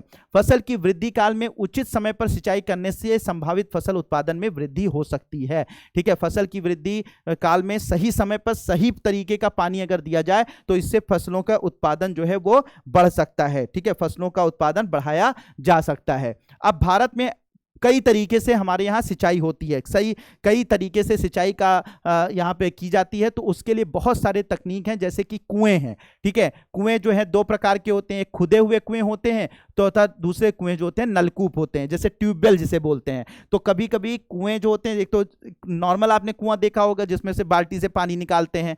ठीक है, वो एक कुआं होता है, तो उससे भी सिंचाई की जा सकती है। उसमें से पानी निकाल कर नाले में डाला जाता है और नालियां होती हैं वो खेतों तक पहुंचती है, वहां पानी पहुंच जाता है। दूसरा, आजकल ट्यूबवेल मशीन लगाकर पानी को खींचा जाता है जमीन से और फिर उसे नालियों में डाला जाता है और वहां तक वो खेतों तक पानी जाता है। तो एक कुआं होता है। ठीक है, कुएं द्वारा सिंचाई होती है। दूसरी होती है नहर। नहर आप जानते हैं कि नदियां बह रही होती हैं, उन नदियों से फिर क्या होता है, अब गांव तक तो नदियां आएंगी नहीं, तो गांव तक क्या होती हैं, लंबी लंबी नहरें खोदी जाती हैं। फिर नहरों उसके द्वारा जो है नदी का पानी नहरों में, फिर नहरों से फिर वो खेतों में पहुंचाया जाता है। तो ये नहरें, तो इनके द्वारा जो है, इनके द्वारा भी हमारे यहाँ जो है वो मतलब सिंचाई की जाती है। इसके अलावा नदी जल उठाव प्रणाली। नदी जल उठाव प्रणाली का मतलब ये हो जाता है, नदी जल उठाव प्रणाली ये हो जाती है कि मान लीजिए कि नदियाँ मतलब बहुत अच्छी आपके पास नहरें नहीं है, तो क्या होता है, नदी मतलब आपके नदियों के किनारे जो मतलब खेत हैं,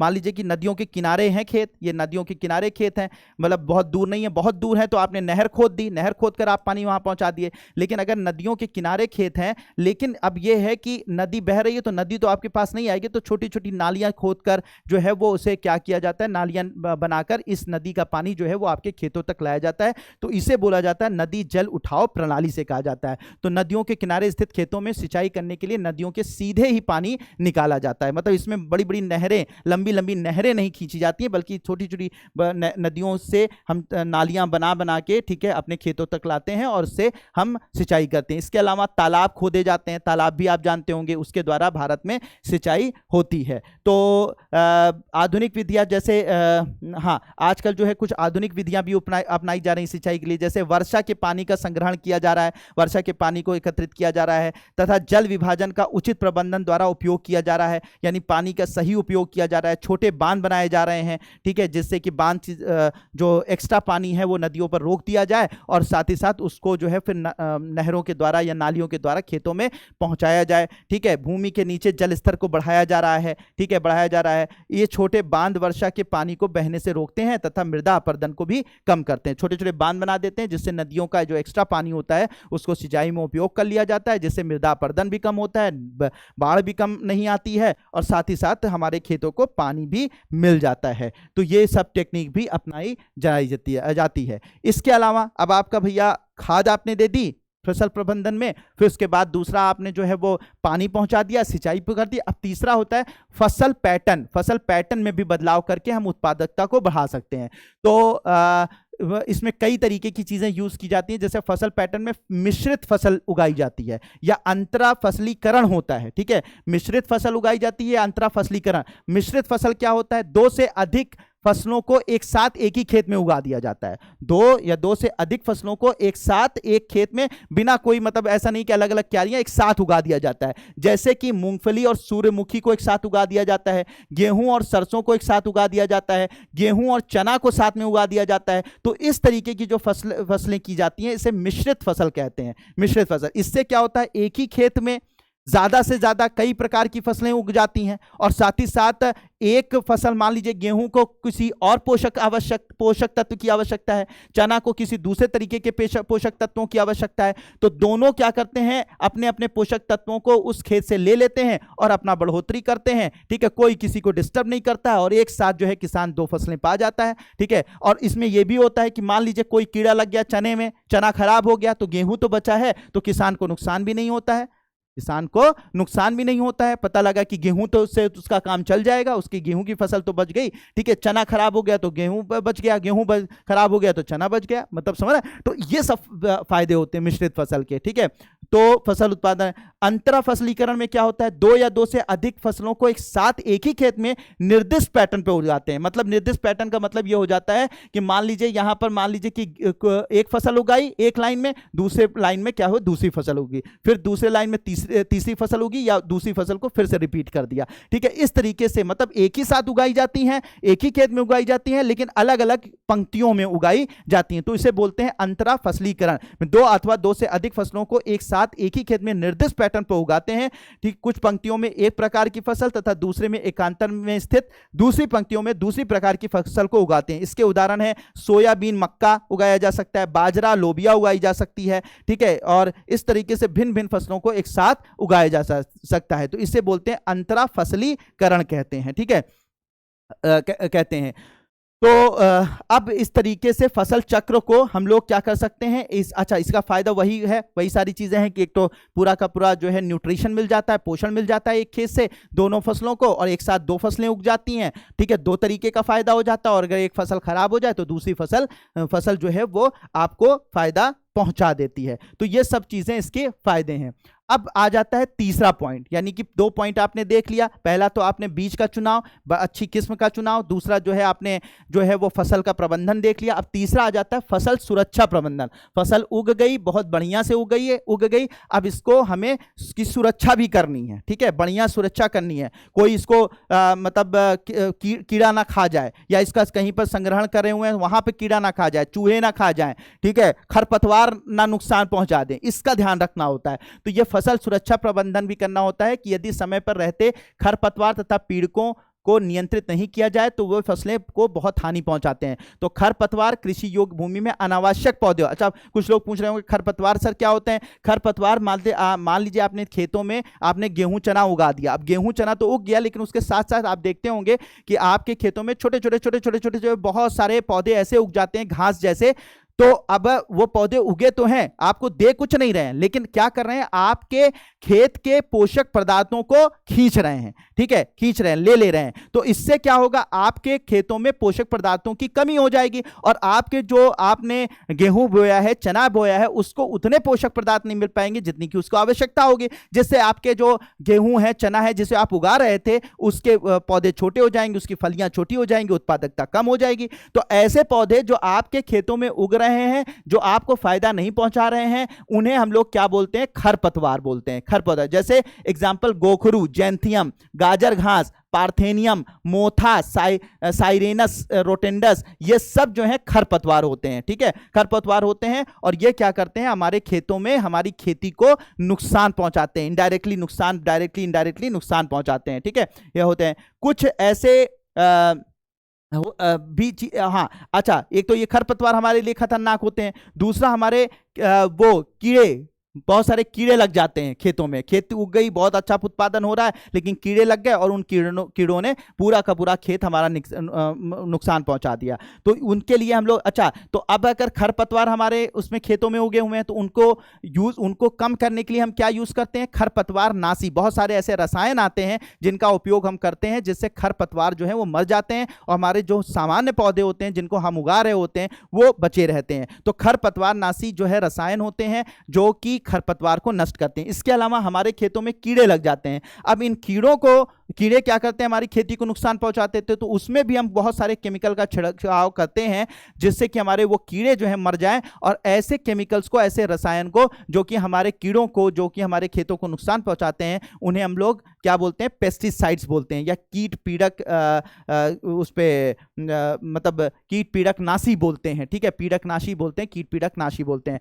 अब ये जो होते हैं, ये अलग अलग तरीके से पौधों में रोग, बैक्टीरिया, कवक तथा वायरस जैसे रोग कारकों द्वारा होते हैं। तो और भी बहुत सारी चीजें होती हैं जो कि हमारे, एक तो हमारा हो गया खरपतवार हमें नुकसान पहुंचाता है, दूसरा जो है हमें जो है वो कीड़े नुकसान पहुंचाते हैं, और तीसरा जो है हमारे ये बैक्टीरिया, कवक, वायरस, ये सब भी कई तरीके के रोग जो है वो कॉज कर देते हैं, हमारे पौधों को नुकसान पहुंचाते हैं। तो इसके लिए फिर विशेष प्रकार की दवाएं होती हैं। बैक्टीरिया कोई लग गया, कवक लग गया, वायरस लग गया, जिसकी वजह से हमारे खेती को नुकसान होता है, तो उसके लिए भी हम बहुत सारी दवाएं या केमिकल का उपयोग करते हैं। लेकिन इनका यूज करने के लिए, जैसे पीड़कनाशी हैं, रसायन होते हैं, शाकनाशी रसायन होते हैं, कीटनाशी रसायन होते हैं, कवकनाशी रसायन होते हैं, इन्हीं रसायनों का उपयोग हम करके हम क्या करते हैं कि अपने खेतों में जो फसल की सुरक्षा करते हैं, फसल की सुरक्षा में का प्रबंधन करते हैं। लेकिन हमेशा हमें इस बात का ध्यान रखना होता है, क्योंकि ये रसायन होते हैं, फिर वही वाली बात कि पीड़कनाशी भी रसायन है,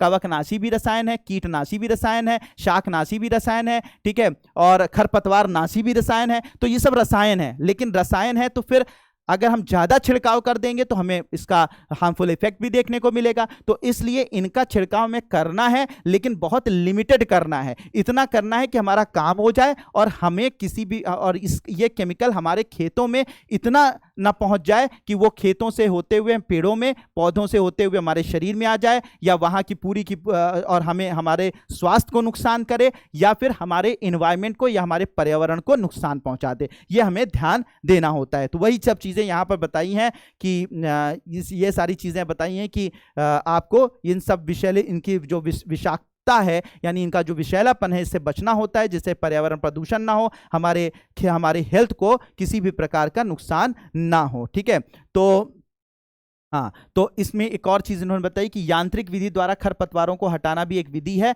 जब मतलब ये केमिकल तो यूज करते ही हैं खरपतवारों को नष्ट करने के लिए, चीजों को नष्ट करने के लिए। इसके अलावा जो है और भी विधियां होते हैं, जैसे निरोधक विधियां, जैसे समय पर फसल उगाइए, ठीक है, तो खरपतवार नहीं उगेंगे, उचित क्यारियां बनाइए, अंतरा फसलीकरण कीजिए, फसल चक्र खरपतवार को नियंत्रित करने में सहायक होती हैं। फसल चक्र कैसे किया जाता है वो आपने देख ही लिया है। ठीक है, तो ये सारी चीजें हैं। खरपतवार तथा पीड़कों को नष्ट करने के लिए गर्मी के मौसम में गहराई तक हल चलाया जाता है, जिससे कि उनके बीज जो है पूरी तरीके से ऊपर आ जाएं, सूख जाएं, फिर वो खरपतवार जो है फिर से उग ना पाए, इसलिए गहराई तक जो है वो हल चलाया जाता है। तो ये सब चीजें।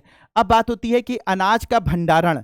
अनाज का भंडारण अब बहुत जरूरी है भाई। आपने, चलिए अनाज उग गया, अब इसका भंडारण भी तो करेंगे। सही से भंडारण नहीं करेंगे तो पता लगा चूहे खा गए, ठीक है, उसमें कवक लग गया, उसमें फंगस लग गया, बेकार हो गया, तो उसका भी आपको हिसाब किताब रखना पड़ेगा। तो इस हानि के, यानी अनाज का भंडारण किससे बचना है? जैविक कारक जैसे कीड़े हैं, कृंतक यानी कि वही चूहे हैं, कवक है, चिचड़ी है, जीवाणु है, इससे क्या होता है कि तथा इस हानि के अजैविक कारक भंडारण के स्थान पर उपयुक्त नमी व ताप का अभाव है। ठीक है, मतलब ये सब चीजें जो हैं आपके जो आपने खेती की है, जो आपने फसल उत्पादन किया है, उसको नुकसान पहुंच जाएगा इन सब चीजों से, अगर आपने उसका सही से भंडारण नहीं किया, साथ ही साथ उपयुक्त नमी नहीं बनाई रखी और ताप अगर नहीं बनाए रखा, तो ये सब चीजें वहां पर पहुंच जाएंगी और आपके भंडारण को नुकसान पहुंचा देंगी। तो इसलिए इस चीज का भी हमें ध्यान रखना है कि जहां पर भी हम स्टोरेज हाउस में इनको रखें, वहां पर हमें इस बात का ध्यान रखना होगा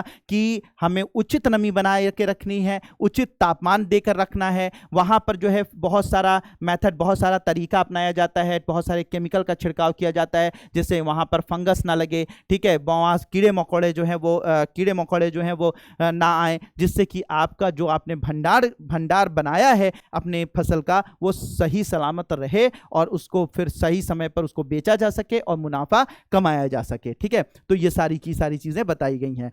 अब बात होती है कि हाँ, पशुपालन। अब बात आ जाती है, अब खेती की बात कंप्लीट हो गई, खेती की बात इसमें कंप्लीट हो गई। अब हम लोग बात करने जा रहे हैं किसके बारे में? हम लोग बात करने जा रहे हैं पशुपालन के बारे में। तो पशुधन के प्रबंधन को पशुपालन कहते हैं। भाई आपको ये तो बात पता ही है कि पशुधन प्रबंधन, गाय, भैंस, बकरी, मुर्गी, इन ठीक है, इन सब का जो प्रबंधन होता है इसे पशुपालन कहा जाता है। और ये हमें क्या देते हैं? भोजन देते हैं, प्रजनन तथा रोगों पर नियंत्रण करना। हाँ, तो इनके अंतर्गत बहुत से कार्य होते हैं। भोजन देना, हाँ, मतलब इसमें यह कहा गया है कि पशुपालन क्या होता है? पशुधन का प्रबंधन पशुपालन कहलाता है। बात बिल्कुल क्लियर है, ठीक है। अब इसमें कैसे इसका प्रबंधन कैसे करते हैं? सही समय पर भोजन देना, प्रजनन सही समय पर करवाना, रोगों पर नियंत्रण करना, ये सब जो है पशुपालन के प्रबंधन में आते हैं, ठीक है, आते हैं। तो इस तरीके से हम लोग ये देख रहे हैं, इसमें कुछ दिया हुआ है कि पोषक तत्वों की प्रतिशतता, यानी दूध में अब जो हमें पशुओं के उत्पाद होते हैं, जो पशु द्वारा प्राप्त होते हैं, उनमें क्या क्या चीज़ें मौजूद होती है, पूरा चार्ट दिया हुआ है। दूध में जैसे वसा इतनी होती है, प्रोटीन इतनी होती है, शक्कर इतनी होती है, खनिज इतना होता है, विटामिन ये होते हैं, याद कर लीजिएगा, या आप पॉइंट सब याद कर लीजिएगा। मछली में क्या होता है, मांस में क्या होता है, अंडा में क्या होता है, ये चार्ट दिया हुआ है, इसे एक बार आप लोग देख लीजिएगा, इंपॉर्टेंट है। चलिए, अब पशु कृषि की बात की जाए तो पशुपालन के क्या उद्देश्य हैं? सबसे पहले तो पशुपालन के 2 उद्देश्य हैं। पहला, दूध देने वाले तथा कृषि कार्य, हल चलाना, सिंचाई तथा बोझा ढोने के लिए पशुओं को पालना। तो पशुपालन के 2 उद्देश्यों से पाला जाता है। एक तो दूध देते हैं, ठीक है, दूध देते हैं, और मांस भी देते हैं, ठीक है, दोनों चीजें हैं। तो दूध देने, और दूसरा जो है आप खेतों में इनका उपयोग करते हैं। 2 वजहों से आप क्या करते हैं? पशुपालन करते हैं। पहला, इनसे आप भोजन प्राप्त करते हैं, दूध प्राप्त करते हैं, मांस प्राप्त करते हैं, और दूसरा जो है आप इनसे क्या प्राप्त करते हैं? इनसे जो है वो हल चलवाते हैं, सिंचाई करवाते हैं, बोझा ढोते हैं, यानी खेती में इनका उपयोग करते हैं, ठीक है।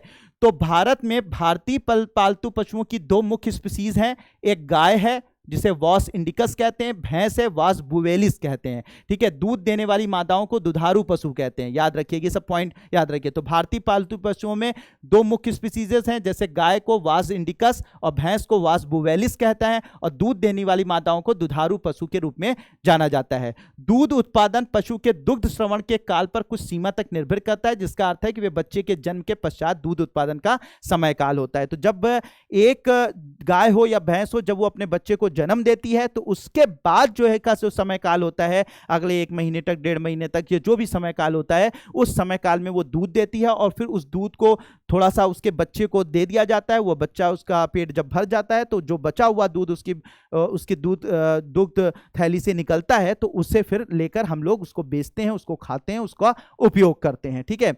तो लंबे समय तक दुग्ध श्रवण काल के लिए विदेशी नस्लों जैसे जर्सी, ब्राउन स्विस तथा चुनाव करते हैं। अब जैसे देसी फसलें हैं, देसी जो गायें हैं, भैंसें हैं, तो ये इनका जो दुग्ध श्रवण काल होता है, यानी कि ये बच्चे देने के बाद जो दूध को देने का जो इनका काल होता है, टाइम पीरियड होता है, वो बहुत कम होता है। लेकिन वही अगर विदेशी गायें ली जाए, विदेशी भैंसें ली जाए, तो ठीक है, तो उनका दुग्ध श्रवण काल जो होता है ज़्यादा होता है, ज़्यादा दिनों तक दूध देती हैं। तो फिर हम उस दूध का उपयोग करके खुद भी उपयोग करते हैं और उसको बेचकर पैसे भी कमाते हैं। तो इसके लिए जो विदेशी नस्लें होती हैं, विदेशी नस्लें जैसे जर्सी है, ब्राउन स्विस है, ठीक है, इनका चुनाव किया जाता है। ये विदेशी नस्लें हैं, भारत की नहीं है, देसी नहीं है, लेकिन इनका दुग्ध श्रावण काल जो है ज्यादा होता है। देसी नस्लों जैसे रेड सिंघी, साहिवाल में रोग प्रतिरोधक क्षमता बहुत अधिक होती है। याद रखिए कि सब पॉइंट बहुत इंपॉर्टेंट है, ठीक है। तो सब मतलब विदेशी जो नस्लें हैं उनमें दुग्ध श्रावण काल ज़्यादा होता है, दूध ज़्यादा देती हैं, दुग्ध श्रावण काल भी ज़्यादा होता है, और साथ ही साथ देशी नस्लों में क्या फायदा होता है? इनमें रोग प्रतिरोधक क्षमता ज्यादा होती है। तो साहिवाल, रेड सिंघी जो होती हैं, इनमें जो है मतलब ये गाय की फसलें, गाय की वो हैं प्रजातियां हैं, इनमें रेड सिंघी, साहिवाल में क्या होता है? रोग प्रतिरोधक क्षमता ज्यादा होती है। अगर इन दोनों नस्लों में संकरण करा दिया जाए तो क्या होगा? ऐसे वही संकरण, वही वाली बात, दोनों में आपस में जो है वो कह सकते हैं कि लैंगिक जनन करवा दिया जाए आपस में, तो संकरण करवा दिया जाए, तो फिर ऐसी प्रजाति उत्पन्न हो जाएगी जो ज्यादा उत्पादन भी करेगी, दुग्ध श्रावण काल भी जिसका ज्यादा होगा, और साथ ही साथ वो रोग प्रतिरोधक क्षमता भी उसकी ज्यादा होगी। तो इस तरीके से इसका काम किया जा सकता है, ठीक है। तो गाय तथा भैंस के शरीर की उचित सफाई तथा आवास की आवश्यकता होती है। पशु के शरीर पर झड़े हुए बाल तथा धूल को हटाने के लिए नियमित रूप से पशु की सफाई करनी चाहिए। अब इसको मैनेज कैसे करते हैं ये तो आपको पता चल गया। मैनेज कैसे करते हैं कि पशु के शरीर पर झड़े हुए बाल तथा धूल को हटाने के लिए नियमित रूप से पशु की सफाई करनी चाहिए। उनका आवास छतदार तथा रोशनदान युक्त होना चाहिए। ऐसे आवास उन्हें वर्षा, गर्मी तथा सर्दी से बचाते हैं। आवास का फर्श ढलवा होना चाहिए जिससे कि वह साफ और सूखा रहे। ढलवा का मतलब जैसे पक्का बना दीजिए जिससे कि उनकी साफ सफाई आसानी से हो सके। तो ये इस तरह से प्रबंधन किया जाता है। दूध देने वाले पशु, डेयरी पशु के आहार की आवश्यकता दो प्रकार की होती है। एक प्रकार का आहार जो उसके स्वास्थ्य को अच्छा बनाए रखे और दूसरा वह जो दूध उत्पादन को बढ़ाए। तो हमेशा याद रखिएगा, ये आपसे पूछा जा सकता है, दूध देने वाले जो पशु होते हैं उनमें आपको क्या ध्यान देने की आवश्यकता है, उनके आहार को कैसे दें। एक तो पहले आपको ध्यान देना है कि उनका जो है पोषण अच्छे से हो सके, उनका स्वास्थ्य बढ़िया से हो सके, ऐसा उन्हें आहार देना। और दूसरा ये भी आहार देना है कि वो ज्यादा से ज्यादा दूध का उत्पादन कर सकें जिससे कि हमें फायदा मिल सके, ठीक है, हो सके। पशु आहार के अंतर्गत आते हैं मोटा चारा आता है, रुसांस इसे बोलते हैं, जो प्रायः मुख्यतः रेशे होते हैं, तथा दूसरा होता है सांद्र जिनमें रेशे कम होते हैं और प्रोटीन तथा अन्य पोषक तत्व अधिक होते हैं। तो ये चारा कितने प्रकार का होता है? दो प्रकार का। मोटा चारा, इसमें रेशे ज्यादा होते हैं, और दूसरा जो है रेशे कम होते हैं लेकिन प्रोटीन ज्यादा होता है। तो ऐसे जो है वो चारा सांद्र कहलाते हैं, ठीक है। तो इस तरीके के चारों की हमें आवश्यकता होती है, ठीक है। इसके अलावा हमारे जो ये जो चारे हैं, इन चारों में हमें क्या करना होता है, पोषक तत्वों को भी मिला देना होता है, जिससे कि कुछ विटामिन, कुछ और भी फाइबर्स, कुछ ऐसी चीज़ें मिला देनी होती है जिससे कि हमारे जो जानवर है उसकी पोषक मतलब उसके अंदर दुग्ध की उत्पादन क्षमता बढ़ जाए, उसमें ज़्यादा से ज़्यादा अच्छी क्वालिटी का दूध उसके अंदर आ सके, ठीक है। तो हमें इस बात का ध्यान रखना होता है, ठीक है। अब यहां पर इन्होंने बोला है कि एक स्वस्थ पशु नियमित रूप से खाता है और ठीक ढंग से बैठता है। पशु के बाह्य परजीवी तथा अंतः परजीवी दोनों ही होते हैं। बाह्य परजीवी त्वचा पर होते हैं, ठीक है। अब इनमें इन्होंने बताया है कि देखिए जो पशु है उसके स्वास्थ्य का भी ख्याल रखना है आपको, अगर उसका प्रबंधन करना है। आप देखो जो पशु होते हैं, चाहे वो गाय हो, भैंस हो, इनके ऊपर जो है दो तरीके के परजीवी रहते हैं जो इन पर रहते हैं, इनसे भोजन प्राप्त करते हैं और इनको बीमारियां देते हैं। तो ऐसे को हम लोग क्या बोलते हैं, ऐसे कीड़े मकोड़ों को या ऐसे बैक्टीरिया को, वायरस को हम लोग क्या बोलते हैं, परजीवी बोलते हैं। तो दो तरीके के परजीवी इनके अंदर पाए जाते हैं। एक बाह्य परजीवी जो बाहरी उनकी स्किन पर होता है, इनके बालों में होता है, इनके कानों में होता है, तो उसे बाह्य परजीवी बोलते हैं। ऐसे जानवरों के ऊपर जो बाह्य उनकी स्किन वगैरह पे पाए जाते हैं उन्हें बाह्य परजीवी बोलते हैं। कुछ शरीर के अंदर मौजूद होते हैं, बहुत जैसे फीता कृमि है, ठीक है, बहुत सारे ऐसे कीड़े मकोड़े होते हैं जो उनके गाय भैंसों के पेट में, उनके शरीर में मौजूद होते हैं, जो उनको बीमारियां देते हैं और फिर वो बीमारियां आप तक भी ट्रांसफर हो सकती हैं। तो उनका भी आपको ख्याल रखना होता है, ठीक है। तो ठीक है, तो बाह्य परजीवी त्वचा पर रहते हैं जिनमें पशु को त्वचा रोग हो सकते हैं। अंतः परजीवी जैसे कीड़े, आमाशय तथा आंत तथा पर्ण, कृमि, फलूक, यकृत को प्रभावित करते हैं। संक्रामक रोग बैक्टीरिया तथा वायरस के कारण होते हैं। अनेक विषाणु तथा जीवाणु जनित रोगों से पशुओं को बचाने के लिए टीका लगाया जाता है,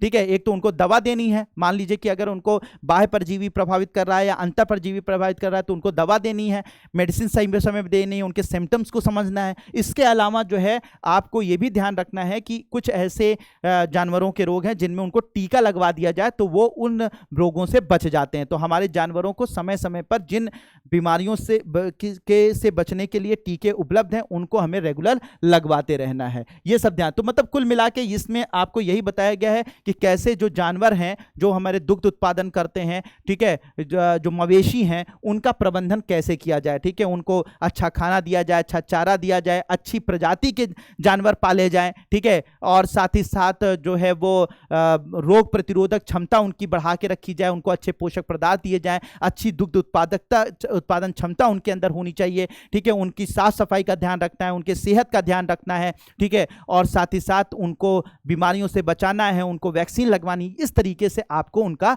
प्रबंधन करना है। अब आता है कुक्कुट पालन, मुर्गी पालन। मुर्गी क्या है, मुर्गी ये भी दो चीजें आपको देती है, एक अंडे देती है और एक मांस देती है। अंडे और मांस, और साथ ही साथ मुर्गी जो है वो एक बड़े प्रोटीन का सोर्स होती है, चाहे उसका अंडा हो और चाहे उसका मांस हो, ये प्रोटीन का सोर्स होता है। तो इसे हम लोग क्या बोलते हैं, इसी वजह से इन मुर्गियों को पाला जाता है और मुर्गी पालन को हम लोग कुक्कुट पालन के नाम से जानते हैं। तो अंडों के लिए अंडे देने वाली लेयर मुर्गी पालन किया जाता है तथा मांस के लिए ब्रॉयलर का उपयोग किया जाता है। ये बहुत इंपॉर्टेंट है, याद रख लीजिएगा, बहुत बड़े लोगों को नहीं पता होता है कि अंडों के लिए अंडे देने वाली लेयर मुर्गी यूज की जाती है और मांस के लिए ब्रॉयलर, ठीक है, या बॉयलर उसे बोलते हैं, ब्रॉयलर या बॉयलर बोलते हैं, तो उनका उपयोग किया जाता है। ठीक है। अब इसमें अच्छी किस्मों को ज्ञात करने के लिए आपको कौन कौन सी चीजों को ध्यान रखना होगा, तो नई किस्में बनाने के लिए देसी जैसे एसिल देसी है तथा विदेशी जैसे लेगहॉर्न नस्लों का संकरण कराया जाता है। तो अच्छी प्रजाति मुर्गियों की प्राप्त करने के लिए आपको देसी मुर्गी होती है एसिल और जो विदेशी मुर्गी होती है जिसे लेगहॉर्न कहते हैं, इनमें आपस में संकरण कराकर नए प्रजाति उत्पन्न की जाती है जिनमें इसके भी अच्छे गुण हों, इसके भी अच्छे गुण हों और साथ ही साथ बेहतर उत्पादन क्षमता इसके अंदर बनाई जा सके, चाहे वो अंडों की हो और चाहे वो मांस की हो। तो चूजों की संख्या तथा गुणवत्ता का ध्यान रखा जाता है, ठीक है, कराया जाता है। छोटे कद के ब्रॉयलर माता पिता द्वारा चूजों के व्यावसायिक उत्पादन हेतु देखभाल में कम खर्च की आवश्यकता होती है। अंडे देने वाले तथा ऐसी क्षमता वाले पक्षी जो कृषि के उत्पादकता एग्रीकल्चर बाई प्रोडक्ट से प्राप्त रेशेदार आहार का उपभोग कर सकें, मतलब यही सब चीजें प्रबंधन किया जाता है। ठीक है, अंडों तथा ब्रॉयलर का उत्पादन, ब्रॉयलर चूजों को अच्छी वृद्धि तथा दर तथा अच्छी आहार दक्षता के लिए विटामिन से प्रचुर आहार दिए जाते हैं। ये इंपॉर्टेंट है कि अच्छा जो हम लोग ब्रॉयलर पालते हैं, जो मुर्गी पालन जहां पे किया जाता है वहां पर क्या किया जाता है कि अच्छे से अच्छा अनाज दिया जाता है, अच्छे से अच्छा उनको चारा दिया जाता है जिससे कि उसमें विटामिन भी होता है, प्रोटीन भी होता है, जिससे कि वो उस विटामिन प्रोटीन को खाएं, उनके शरीर में जाए, शरीर में इकट्ठा हो, जिससे कि वो अच्छे से अच्छे प्रोटीन उनके शरीर में बने, अच्छा से अच्छा अंडा जो अंडा वो प्रोड्यूस करें तो उस अंडे में अच्छे से अच्छा प्रोटीन आए जिसको हम खाकर अपनी शक्ति को अपनी जो कह सकते हैं कि न्यूट्रिशन होता है, अपनी पोषण को बढ़िया कर सकें। तो उनको कैसा आहार दिया जाता है? विटामिन से प्रचुर आहार दिया जाता है। इसी वजह से अब अगर आप कहीं पर अंडा वगैरह लेने जाए तो उसमें लिखा रहता है कि ये इसके अंदर विटामिन ए की मात्रा ज़्यादा है, विटामिन सी की बी की मात्रा ज़्यादा है, तो वो सब वहाँ पे मेंशन होता है। तो कभी क्यों ऐसा ज़्यादा कैसे हो गई, कैसे पता चला? क्योंकि हमने वही आहार, विटामिन वाला आहार जब खिलाया है उसमें मुर्गियों को, तो फिर वो उसी तरीके का मांस भी देंगी, उसी तरीके का अंडा भी देंगी। ठीक है, तो अब मुर्गी पालन के लिए अच्छा उत्पादन प्राप्त करने के लिए अच्छी प्रबंधन प्रणालियों की आवश्यकता होती है। ठीक है, अब ब्रॉयलर की आवास बढ़िया होना चाहिए। पोषण तथा पर्यावरणीय आवश्यकताएं अंडे देने के लिए कुक्कुटों में कुछ भिन्न होती हैं।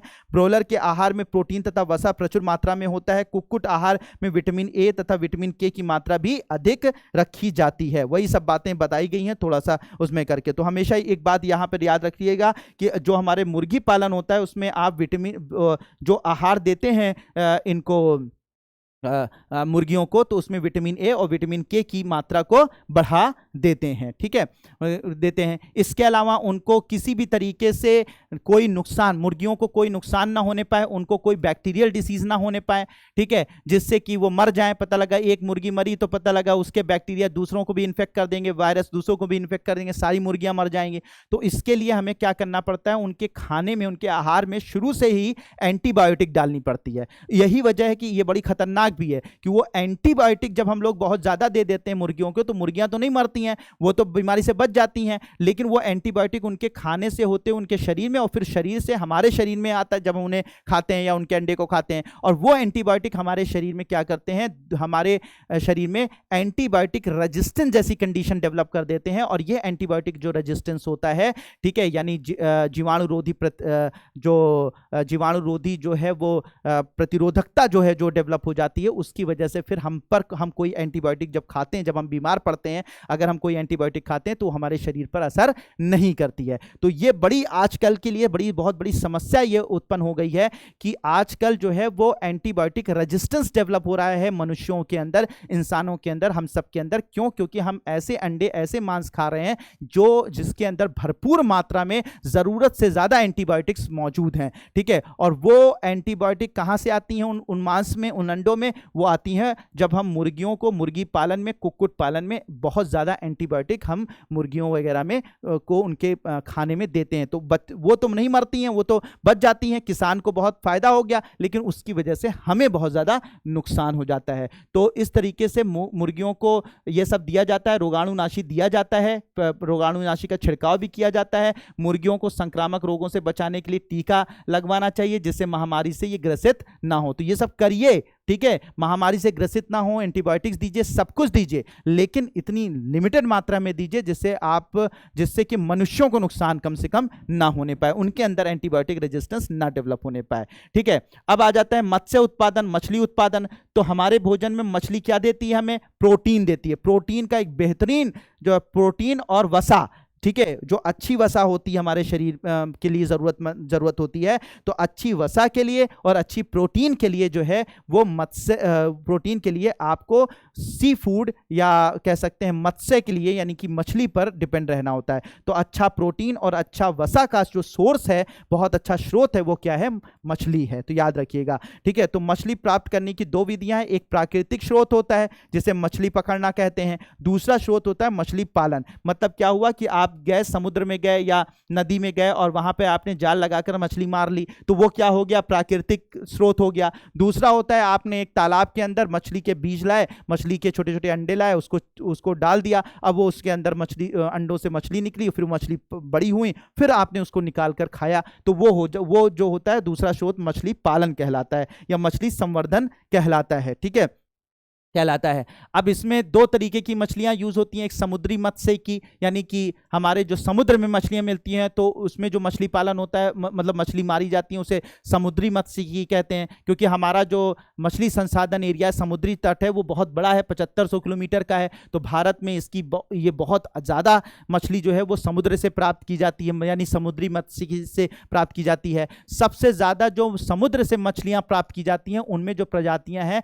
उनमें पॉम्फ्रेट है, मैकल है, याद रखिएगा मैकल है, टूना है, सार्डाइन है, बॉम्बे डक है, ये सब जो है वो सर्वाधिक प्रचलित मछलियां हैं जो समुद्र मत्स्यिकी से प्राप्त की जाती हैं, समुद्र से प्राप्त की जाती हैं, ठीक है। इसके अलावा समुद्रों में मछली को पकड़ने के लिए अब नए नए टेक्निक का उपयोग किया जाता है, नई नई तकनीक के जाल आए हुए हैं। साथ ही साथ आप सोनार सिस्टम होता है, मैंने कल की क्लास में बताया था सोनार सिस्टम क्या होता है, मछली को पकड़ने के लिए यूज़ किया जाता है। वो जहाज़ों में लगा दिया जाता है जिससे पता चल जाता है कि पानी में कहाँ पर ज़्यादा से ज़्यादा मछलियाँ मौजूद हैं, फिर वहाँ पे जाल लगाकर मछली को पकड़ लिया जाता है। तो आजकल हम लोग सैटेलाइट का उपयोग कर रहे हैं, मछली किस क्षेत्र में ज़्यादा है तो उन मछली से भरे हुए क्षेत्रों का पता लगाने के लिए सैटेलाइट का उपयोग कर रहे हैं। इसके अलावा जो है सोनार सिस्टम का हम लोग यूज़ कर रहे हैं, जिसकी मदद से, सैटेलाइट की मदद से, सोनार सिस्टम की मदद से, इन टेक्निकों की मदद से हम मछली का वो एरिया जहाँ पे मछलियाँ ज़्यादा होती हैं उनका पता करके वहाँ जाल लगाते हैं, जिससे कम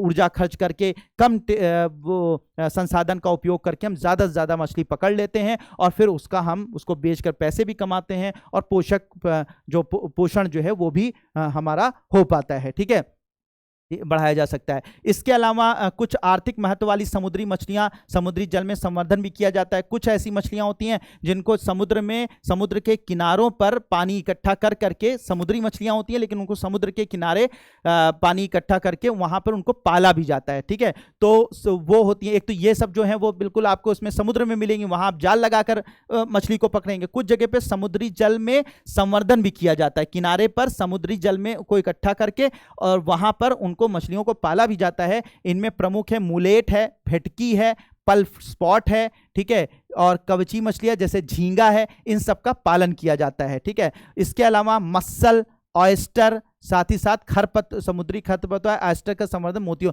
ठीक है, तो इन सबको पाला भी जाता है, यानी इनका संवर्धन किया जाता है, इनका पालन भी किया जाता है, ठीक है। और ऑयस्टर से क्या प्राप्त होता है? इससे मोतियां प्राप्त होती हैं, इससे सिर्फ मांस नहीं बल्कि मोतियां प्राप्त होती हैं। वैसे ऑयस्टर के अंदर जो वो होता है उसको खाया भी जाता है, बट मोतियों के लिए इसका संवर्धन किया जाता है, पाला जाता है, ठीक है। तो हाँ, मछलियों की पूर्ति संवर्धन के द्वारा हो सकती है। इस प्रणाली को समुद्री संवर्धन या मेरीकल्चर कहते हैं। तो जब मछलियों को ऐसी मछलियां जो समुद्री जल की मछलियां होती हैं उनको पाला जाता है तो उन्हें हम लोग क्या बोलते हैं? उन्हें मेरीकल्चर के नाम से जाना जाता है। अब अंतःस्थली मत्स्यिकी का मतलब ये होता है कि समुद्र के अलावा जो हमारे मीठे जल की मछलियां होती हैं, नदियों की जल मछलियां होती हैं, तालाबों की मछलियां होती हैं, तो उन्हें अंतःस्थली मत्स्यिकी कहते हैं, ठीक है। तो ताजा जल के स्रोत नाले, तालाब, पोखर तथा नदियां हैं। खारे जल के संसाधन जहां समुद्री जल तथा ताजा जल मिश्रित होते हैं, जैसे कि नदी, एस्चुरी तथा लैगून भी महत्वपूर्ण मत्स्य भंडारण है, ठीक है। तो यहां से जो मछलियां प्राप्त की जाती हैं यह अंतःस्थली मत्स्यिकी कहलाती है, ठीक है।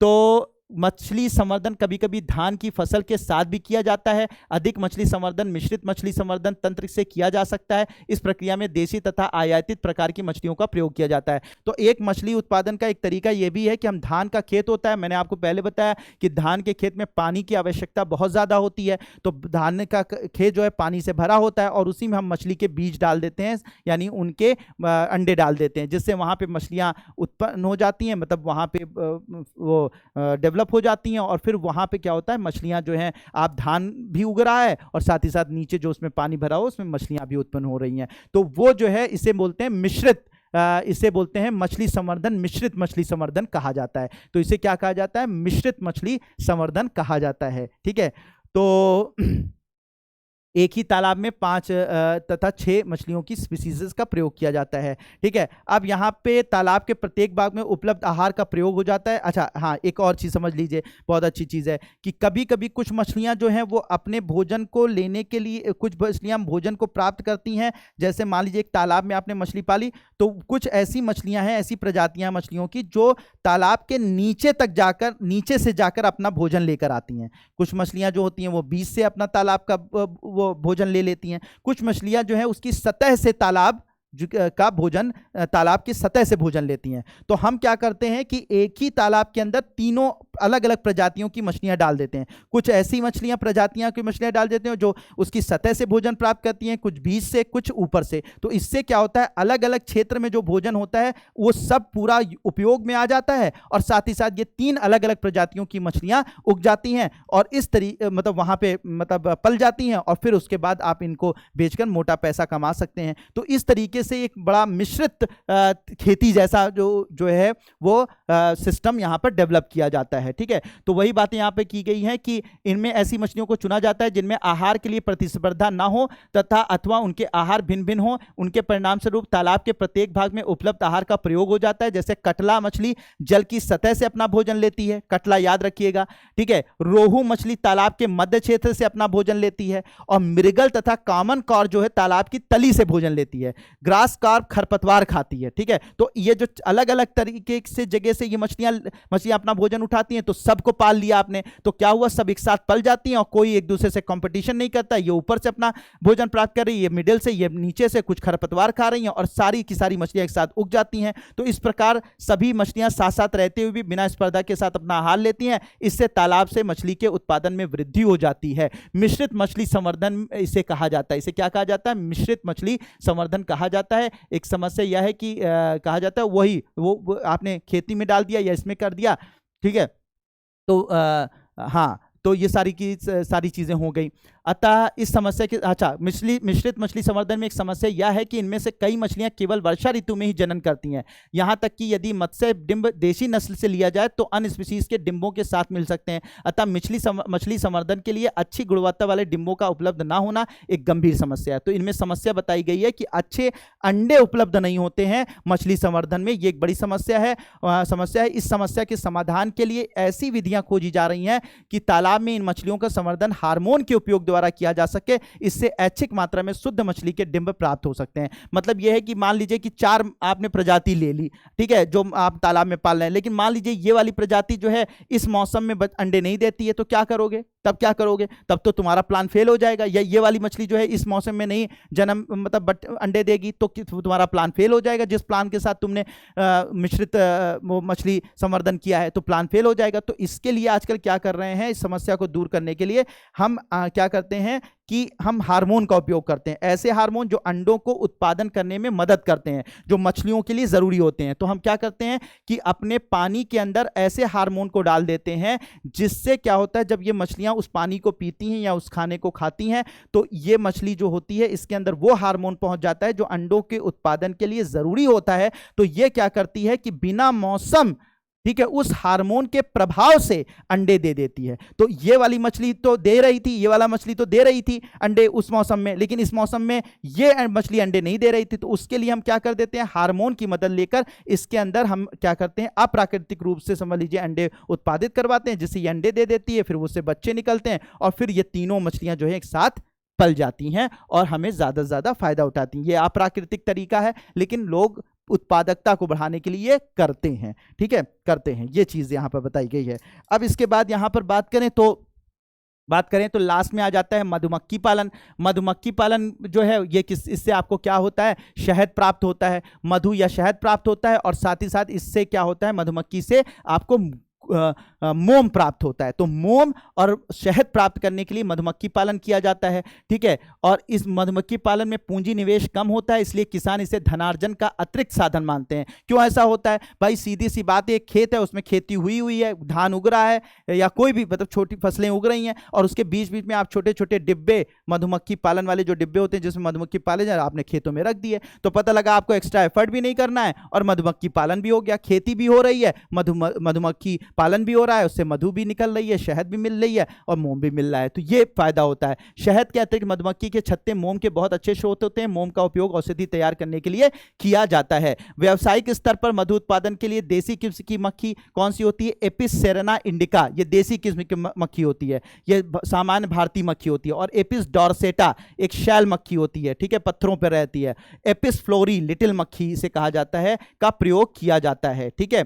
और एक एटली मक्खी एपिस मेलिफेरा का प्रयोग मधु के उत्पादन को बढ़ाने के लिए किया जाता है। तो इनका याद रखिएगा। इस यूपीएससी जो है कभी कभी इन प्रजातियों पर क्वेश्चन पूछ लेती है, तो याद रखिएगा। व्यावसायिक स्तर पर मधु उत्पादन के लिए देसी किस्म की मक्खी एपिस सेरेना इंडिका, एपिस डॉर्सेटा, ठीक है, एपिस फ्लोरी का उपयोग करते हैं। साथ ही साथ एक इटली मक्खी एपिस मेलिफेरा का भी प्रयोग किया जाता है, ठीक है।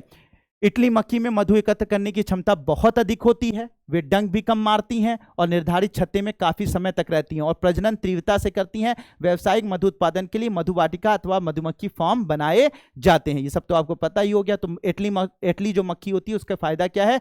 मधु एकत्र करने की क्षमता ज्यादा होती है और डंक भी कम मारती है, तो इसको निकालना आसान होता है और साथ ही साथ इसके छत्ते जो है निर्धारित समय तक काफी दिनों तक रहती है, ठीक है। मधुमक्खियां फूलों के मकरंद तथा पराग एकत्र करती हैं और जहां पर जिस एरिया में पाई जाती हैं, क्योंकि वहीं के फूलों को लेती हैं, वहीं के पराग कणों को लेती हैं, तो इसलिए हमें यह भी ध्यान देना होता है कि हम किस एरिया में मधुमक्खी पालन कर रहे हैं। अगर अच्छी किस्म का हमें शहद चाहिए तो हमें देखना यह पड़ेगा कि आसपास वहां पर किस तरीके के फूल उग रहे हैं, किस तरीके की खेती हो रही है, किस तरीके के पराग कणों को वो लेकर आ रही हैं, तभी उसी तरीके के शहद वो उत्पादित करेंगी जो आपके लिए फायदेमंद या कम फायदेमंद या ज्यादा फायदेमंद, इस पर निर्भर करता है कि वो किस तरीके के मकरंद को, किस तरीके के परागकणों को वो लेकर आ रही हैं जिससे वो शहद बना रही हैं। तो इस चीज का भी ध्यान रखना होगा कि भाई आसपास का एरिया में क्या चीजें उत्पादित की जा रही हैं। जंगल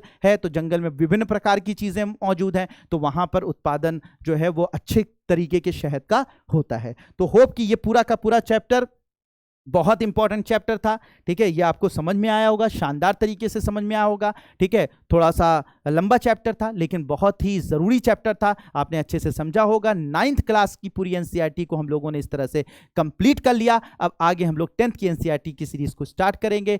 तब तक आप लोग इसको अच्छे से पढ़िए। जो भी चैप्टर्स आपके नहीं तैयार हैं उनको फिर से देख लीजिए, रिवाइज कर लीजिए, छोटे छोटे नोट्स बना लीजिए और फिर उसके बाद हम लोग मिलते हैं नेक्स्ट क्लास में। Thank you so much and may God bless you all.